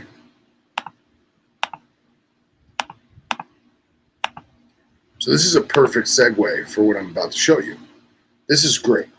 You know, it's clean, it's crisp, it's fresh. And once that pothos really takes off, like I want it to climb and you know, fill out more. I mean, that's a small pothos. Like I said, that's one that Billy sent me. That's literally like from the top of the root to the base of the plant is maybe like, I don't know, 5 inches, 6 inches. So here is my grass. And I do not have a green thumb. In fact, Billy gave me some beautiful pothos and it all died because really? I can't keep something alive to save my life if it's green. Dude, I brought them home and just left them on the porch because he gave me a whole box full of plants, and those things are already starting to like explode. So he gave me one big one in a pot, and that has become my bathroom plant, and it's doing well. It's good. Mm-hmm. It's actually getting some I don't want to say variegation to it. Is that a word? I guess so. And it's good looking, but the ones that I put in enclosures, I think my African stuff is just too hot and dry, and even though like I put it in their water bowls, like it just cooks in there. So this is wheatgrass, and my goal for those who haven't been following the grass progress is I'm going to try and build at least 2 naturalistic vivariums for wrinkles, and they're grassland snakes. So I was trying to figure out, what they live in is spear point grass, and spear point grass grows very tall and needs high ventilation. Which you're not going to get in a vision cage. And I'm building these in vision cages. They're big display visions. So I needed a grass that would literally grow in any condition. And everyone was like, well, just do wheatgrass, just do, cat grass. So I went to, oh man, now I can't remember the company name. But anyway, I bought these seeds on Amazon. I got 5 pounds of them, not realizing how much 5 pounds of seeds was. Right? So this is my first, what I'm calling the cookie sheet. And I literally, once I start to get things really growing and they look good and fresh and tall and green, I'm just going to do like a quick little video of like, this is how I did it. It literally took X amount of time, and I don't have a green thumb. And if I can do it, anybody can do it. So that's my biggest thing with this grass is even if it dies, it'll still look cool because it'll be like dead grass in Africa. But even my dumbass can grow grass indoors. And I really think that this would be a great thing to throw into a vivarium, even if you throw some seeds in the corner, just to give it a little bit of extra life. So I threw some in with the Coleonyx. I threw some in with the Girdletails. I have a little pot growing for Henry because he's going to give it to Mango. And then I have this cookie sheet. And this cookie sheet's been in my bathroom. Literally, like, it's on the sink right now. You know, when I use the sink, I put it in the bathtub just because I don't have room to put this thing. But it's been living in my bathroom for, what's today? Today's Monday. So since Thursday, and that's the growth since Thursday. Wow. And that's no light, no nothing, just in the bathroom. The ones Is that that I the put, same stuff that like PetSmart sells in the little yes, white? Is that what, like the pet grass is what they call it? yeah, 'Cause pet I've grass, thought about, cat grass, yeah, I've wondered if how well that would do as well. Like I think yeah. I wonder, like if you just did cypress mulch, if you just planted that in a, if you had like a inch and a half, maybe 2 inches of cypress mulch in the bottom of something, and then put those seeds in that mix, if it would do okay in that. Yeah. So I have to find the picture of the Coleonyx because Coleonyx is super duper humidity, and that grass is growing faster and greener than all the other grass just because of the humidity. This is actually in a girdletail enclosure, which is super duper dry. But what I did is I'm keeping a wet paper towel on top of it just to kind of give it some shade from the heat lamps. But this enclosure also has UVB, and that UVB is just making that shit grow. This is literally like 3 days. Oh. So, yeah, I actually have, let me stop this. I have more photos of the process. So I started off with, by the way, the company is Todd's Seeds, and this is just normal wheatgrass seed. And I got Eco Earth, which is just straight cocoa core. And I broke off a piece about the size of a baseball, and I soaked it in hot water so that it expanded much faster than if you use cold water. And I just packed it down, and I wrung out as much excess water as I could. And I mean, you can see it's literally just a cookie sheet sized Sterilite. Or this is actually one of those cupcake tins. Dr. Wyman instructed me that that's what I should get. And I packed it down, and then I took the seeds. And the seeds, you'll notice they have these little white sprouts in them already. When you first get the seeds, they look like Sugar Smack cereal, or like Rice Krispie treats almost. Yeah. Or Rice Krispie cereal. So I got a very tall deli cup, and I poured in the desired amount of seeds, and I filled the deli cup full of water, and I let them soak in water for 24 hours. And after 24 hours, they got these little sprout thingies. And again, for all those you guys listening to this who have a green thumb, and they're like, well, Phil, you're a moron. You don't know how to germinate seeds. I don't. So this is all new to me. So I'm excited to get over it. And then I just sprinkled them across the whole, Sterilite, and then just put wet paper towel on top, just damp, because I didn't want standing water. And that's it. And now I have little grass growing. So I'm going to try and get it as tall as I can before I actually put it into the enclosures, because I want to see how well the root system attaches to that cocoa core and makes a sod sheet, basically. I'm hoping it makes a sod sheet. And just kind of go from there, So yeah, anybody who has any tips for me, I will gladly take them. And yeah. Oh, here's the Coleonyx. Oh, it won't let me show the picture. Damn.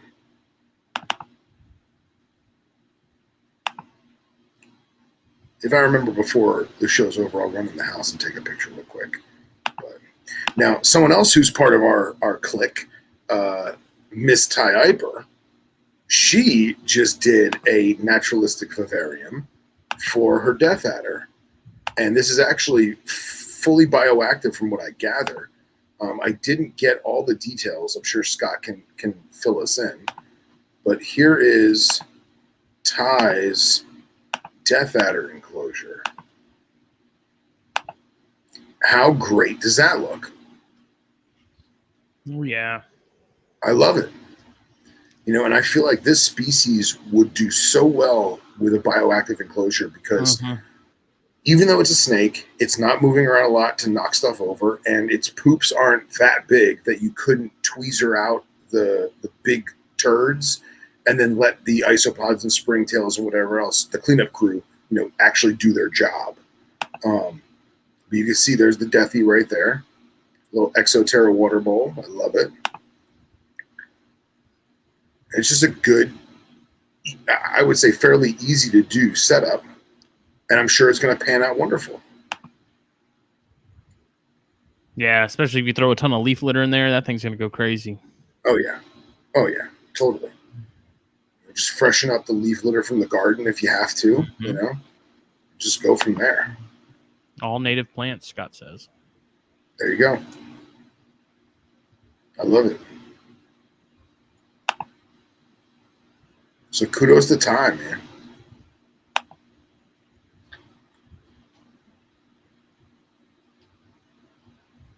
So Dominique says that she wonders if you can do a chia seed on the back of her enclosure. And I actually thought of that. And I realized through doing a little bit of YouTube homework that the chia seed, because it's like that paste that you know, spackle onto the chia ceramic, it needs to have that ceramic base. So if you had a stone structure or a ceramic, like terracotta structure that was porous, I imagine it would work like $1,000,000. My only thing is, I would say, in my opinion, just from doing all this grass seed stuff, is germinate and grow it out of the enclosure. That way it has time to like become a plant, because I feel like just our heat lamps and, you know, certain humidity issues, it may just dry out and die too quickly, you know. I've also been really, really attentive to this stupid grass in terms of like changing the paper towel, misting it every like twice a day, you know, making sure it's ventilated. And I know it's probably going to end soon because I just get lazy and forget to take care of it. But at least I'm having fun with it now, you know.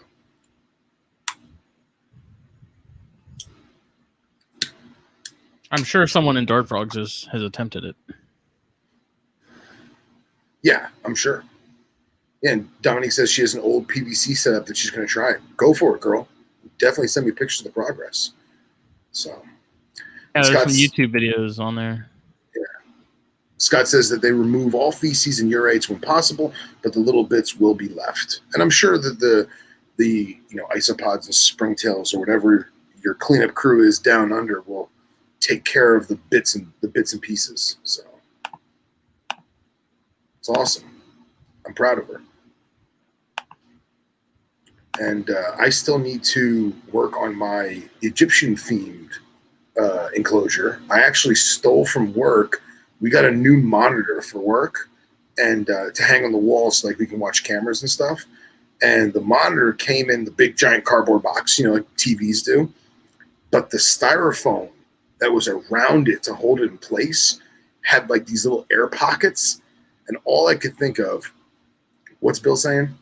So you're a grass mom instead of a beardy mom. Oh yeah, 100%, 100%. So I steal this styrofoam from work, and it has these cubbies, and all I could think of was cutting it into certain sections, shaving it, and making rock hides out of it. So now I've got like these like 5 or 6 big giant pieces of styrofoam that already have nooks and crannies, and I'm super excited to just cut it up and grout it. I just need to, you know, have more time in the day to do it.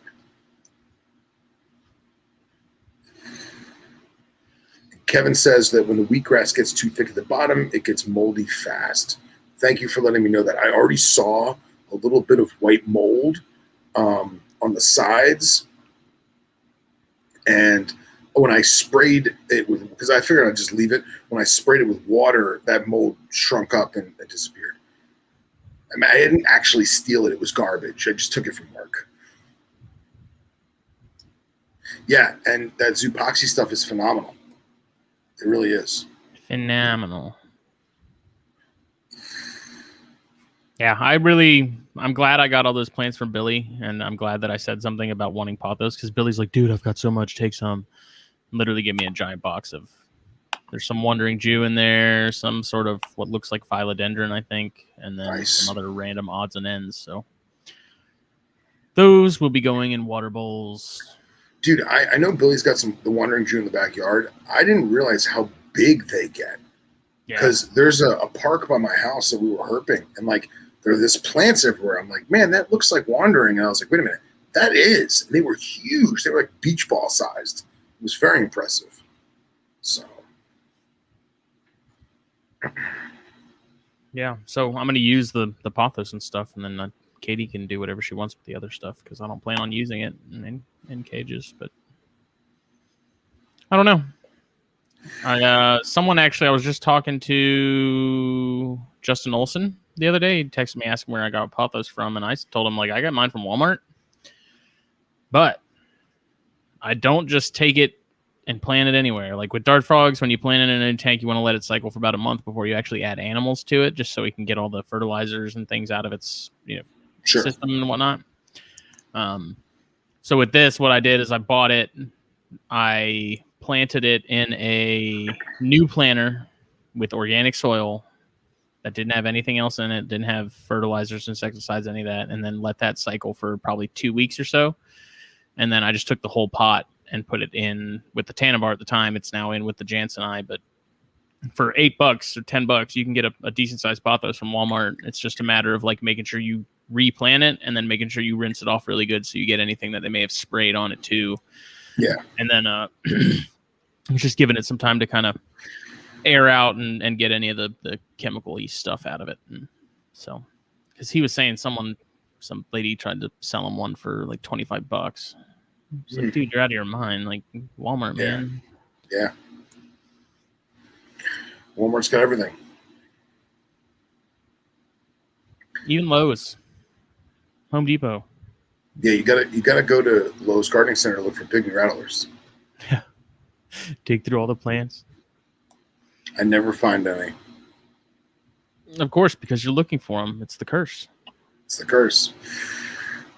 Yeah, the one time I go to, Target in their gardening section, and there'll be a coral snake.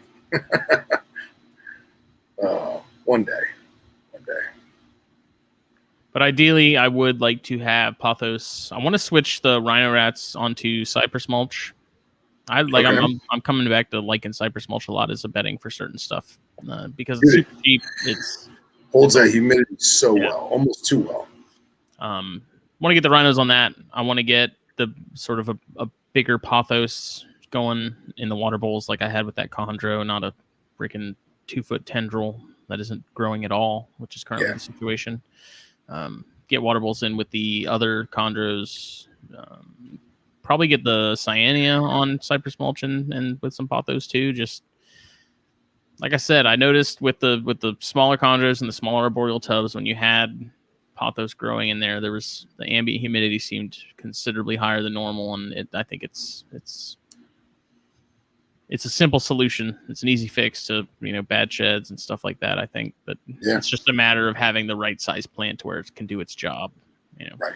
And then I've also seen people where they just take the potted pothos or potted whatever. They have a little drain saucer at the bottom, whatever you call it, and then on top they dig out the first 2 or 1.5 inches of soil off the top, and they pack sphagnum on top of that. So now you're getting the damp sphagnum moss, effervescencing itself out into the ether, and the plant's doing the oxygenation thing. And then when the moss gets dry, it's time to give it a spritz. So I've been giving some of the corns. They're mostly females that I've been offering them to, but they're your humid hides, but pretty much lay boxes more or less. They just have them full time, and they're in them a lot. Like I know Phelan at one point he was, I think, giving all of his corns humid hides like that, and like my females that I have them in there with, man, they love them. They use the hell out of them. So that's something I've been also trying to do more, is offer that as an option, because I do it with the Diones. They love them. They're in them all the time, in and out. Even the little baby. So it's like when it comes to enrichment and stuff like that, I feel like it's little things like that, like the plant and the human hide and adding multiple hides and, you know, scent transfer of some stuff to, you know, just get the gears turning a little more and make things a little more interesting for them and a little more dynamic as far as the space and the efficiency of it. And of course, more surface area. It's stuff like that really you don't have to do. You don't have to go over the top with it. You know, small stuff makes a difference. Yeah, it's funny you mentioned that. I give on the tropical stuff, I do the deli cup with the hole in the lid and just pack it full of wet swag. Yep. Right. And if they want to go in it, they can go in it. So I did that with the baby Nova Guinea I got from Billy, and she's never gone inside it, but she like cascades herself around the rim of the deli and like just sits at the opening. So she's definitely getting that humidity coming out. Mm-hmm. And you can see where she maybe stuck her back end of her body in there because like there's some of the moss has been tossed out of the hole in the top. Because I mean, I didn't throw it around; she did, you know. But that just goes to show that she is using it in some way. She may not go inside it, but she's using it in some way. That makes me happy. Yeah, watching those corns, just especially if they're going into a shed cycle, like they will straight up stay in that container for a week straight. Like I do not see them out of it. It's crazy because I like to check on my stuff almost daily. Like I'll go through my room either in the morning or at night and just look at everybody, make sure everything's good, you know, no problems. And those females, man, they're in a shed cycle. They're in those humid hides just hanging out, but they shed perfect. You know, as a result, especially the Diones, that was a big thing. The original female that I got, the first shed that she had with me wasn't a great one, but I put that humid hide in there and it all came right off in one piece again. Like it good. I want to offer. Even with some of the Bairds, like when I paired up the Loma Altas just late in the season to see if I could make something happen, I put one in there because I thought maybe she was gravid. Even they spend a lot of time in it, and that's another species that's kind of bizarre. Like Bairds love to sit in their water bowl, like to the point to where you're like, is there something wrong? Do you have mites? Like it's strange for an animal that's in, you know, a pretty dry area of the world. They love hanging out in their water bowls. Well, do you think it's the same thing like it is with the Gilas, where they're an animal that's an aquatic opportunist, and because they live in the desert, every time there's water, they're going to use it to their full advantage. So what they do is they sit in it, and now they're unknowingly thermoregulating their core temperature. Do you think that's something? I don't think so. Because I'll go in there because there was, and it's usually, so it's not all the Bairds. It's a handful of adults that I have that I notice definitely spend more time in their bowls than others. But there's one that like I pull it out because it was sitting in the bowl all day, and so I pull it out, and they're just as active as they would be outside of the bowl and dry. And so I pulled it out and checked it for mites because I'm like that particular week or two he had been spending a ton of time in his water bowl. So I was like, what's going on? And I pulled him out and came back in 2 hours later, whatever. He's back in the water bowl, and it's just like with Popwins, Popwin carpets. Yeah. It's like eventually you just say they just like hanging out in the water bowl. Like there's nothing else to it. There's no other real rhyme or reason. I checked temperatures to make sure it wasn't too hot. Couldn't find anything visibly wrong or off. I just chalked it up to that. Some of those Bairds just like to sit in their water bowl. They're just weird like that. Yeah. I don't notice any skin issues or anything like that. I mean, it's almost to the point to where they spend almost as much time in their water bowls as the rhino rats do, which is a lot. Like those rhino rats, man, they hang out in their water bowls constantly. Yeah, but I feel like they're more aquatic, so it's not that big a deal. It's just interesting that the Bairds would have a similar sort of, and I don't notice it with any of the younger ones either, which is interesting. It only seems to be the adults. Okay. It's very, very strange. Well, I've noticed something that, I'll be honest, it wasn't until this week that it clicked in my head. So I got like the pair of Negrita king snakes, and I have one aspen. That's what you do with king snakes. You put them on aspen, and they keep throwing all the aspen in the water bowl, like fill it full. And I was thinking, and then just once I saw the male underneath the aspen in the water bowl, this gross, soggy, moldy junk. And I was like, are they putting it in there on purpose to make humidity? So tonight, I actually gave them those deli cup humid hides, and I want to see if they keep filling the water bowl full of aspen.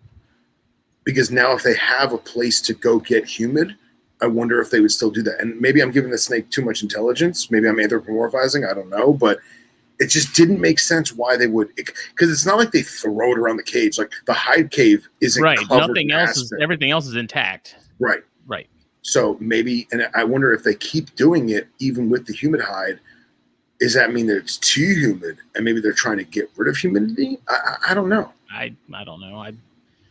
I'm curious to see what the results are of that myself, because a lot of this, like the little corns that I hatch and the Bairds and stuff, they love filling up their water, like just trashing the substrate. Yeah. And I use that paper stuff now, that KT stuff that I like a lot. But when that stuff gets wet, it gets pretty soggy. Yeah. So if there is something to that, I definitely want to switch over and try that. See if humid hides make a difference and if they'll stop doing that, because I'm really tired of emptying water bowls and refilling them and then coming back in the next morning and they're full of crap again. So. Yeah. But and that's the thing too, is I almost this is me just being a scientist in my mind, like trying to come up with like a control. Opening your third eye. Right. I'm trying to come up with a control. Like I only have the two. I have a male and a female, right? That Marcus gave me. And I almost want to take the humid hide out, put them on paper towels, put the water dish next to a little mound of aspen, and see if it somehow finds its way in. See if they put the aspen in it. And like the rest of the tub is paper towels. See I've thought about that too, but oftentimes I put a good bit of substrate in my tubs most of the time anyways. And so I try to bury that water bowl in there a little bit just so they can, they have an easier time getting access to the water itself. And I think most of the time I just chalk it up to I buried it, and of course they're moving around and stuff gets just bulldozed into the water bowl. But I don't know. I have had some where that bowl was elevated and somehow that stuff still ended up in there. So like I said, there may be something to it. I definitely wouldn't write it off. Yeah, well, we'll see what they do with the humid hides and go from there. So, ladies and gentlemen, Brett Bender. I will show everyone this. Brett Bender is in the house. So I was talking about how my local Lowe's has been consistently out of those bricks of that orchid moss, which is just really good quality spag. Yeah, I know the one you're talking about. So I went on. Well, this is what I ended up buying on Amazon because my Lowe's hasn't had it for weeks, if not months. Oh, okay. And it turns out, this stuff's way cheaper. Like this is a 1 pound mini bale, which is actually pretty big. And I think after shipping, it was like $25. Oh, that's awesome. And so I should have to buy a spag for a hot minute. And this stuff's actually really high quality too. It does have like those weird sort of wiry, stringy pieces. Stems. I guess you'd call them stems, but this stuff's just as high quality as that orchid moss stuff that Lowe's sells. So if you're in the market for spag and you can't find it, because from what I heard somewhere at some point that New Zealand was having issues with supply or something with that New Zealand spag, so that's why it maybe hasn't been on shelves as much. And that's why Josh's Frog started selling, I think, Chilean spag. I don't know. I thought about trying that, but then I found this and I was like, $25. That's going to be a lot. That's like, I won't have to worry about humid hides and lay boxes for a hot minute. Yeah. 1 pound 100%. Of spag is a lot of spag. Yeah. Especially when it's compressed in that brick like that. Mm-hmm. Oh yeah. Yeah. This stuff's really, really solid. So if anybody needs it, this is where you go. It's Smitty approved. Yeah. I've seen that. Too. Yeah, I was gonna say I've seen that in like a 1 liter, where it's like it's the same size bag as say a 2 liter bottle of soda, but it's a little brick of spag, and it's that same New Zealand. Mm-hmm. Yeah, this is actually what I got. I got the super bale, so for $25, it's a 2.1 pound bale. Yeah, which probably makes 30 gallons of wet moss. Probably, yeah. So doesn't have to have an animal on the label for it to be effective. You don't have to get it from PetSmart. Yeah. And you know what, though? I find myself like I have the opportunity just from underground and other resources. I could get a legit bale in a burlap sack of aspen bedding, and it's relatively inexpensive when you compare it to the small bags of quote unquote snake bedding. Dude, it's insane. So, but I don't do that because I only use aspen on North American colubrids, and I don't have that many, and they're all babies. So for now, I just go to Underground's retail store and I buy the little bag that has the milk snake on the cover, and you pay $12 or $15, whatever it is, and that lasts me quite a long time. So just because yes, it is more expensive to buy it from the pet shop per se because it has a snake on the wrapper. You don't have to go buy the big giant bale that Justin and I are buying. You can still buy that and it's okay. No one says, oh, you have to be frugal and buy the brick from No, just if you're using a lot of it, it just makes sense. Yeah. Like even those smaller bricks from Lowe's of the Spag lasted me a while, but this is like I'm probably going to be good on Spag for the next year as a result of this. And for $25, it's 5 times the cost of the other brick, but it's way more, so it kind of just makes sense. Yeah. And I imagine that if it is organic for orchids and stuff, it's probably not going to have as much junk in it as ones that are laced with fertilizer and that kind of thing, so. Yeah, and that's one of the reasons I really like Cypress a lot. And Jake actually picked up the bag that I have now. He went by Lowe's because he was going there for something else, and I said, "Hey, grab a bag of this," and he got some. He's like, "Dude, this stuff's cheap."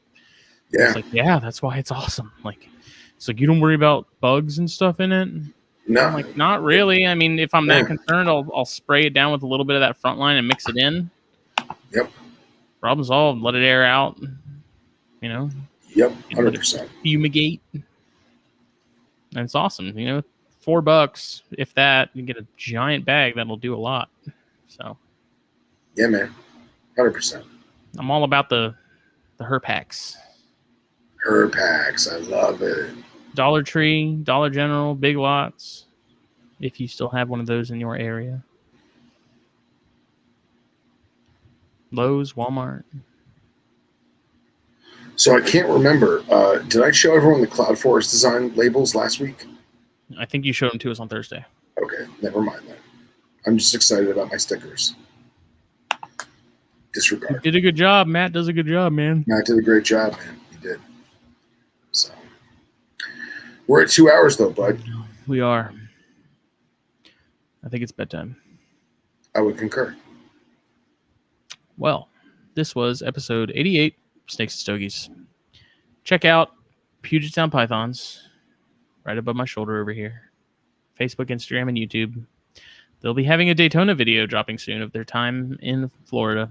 Nice. So it's like it might as well be another planet from the Pacific Northwest.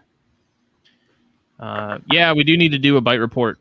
We'll come up with one for next week or a couple of them for next week. Yeah. I miss doing those. Yeah.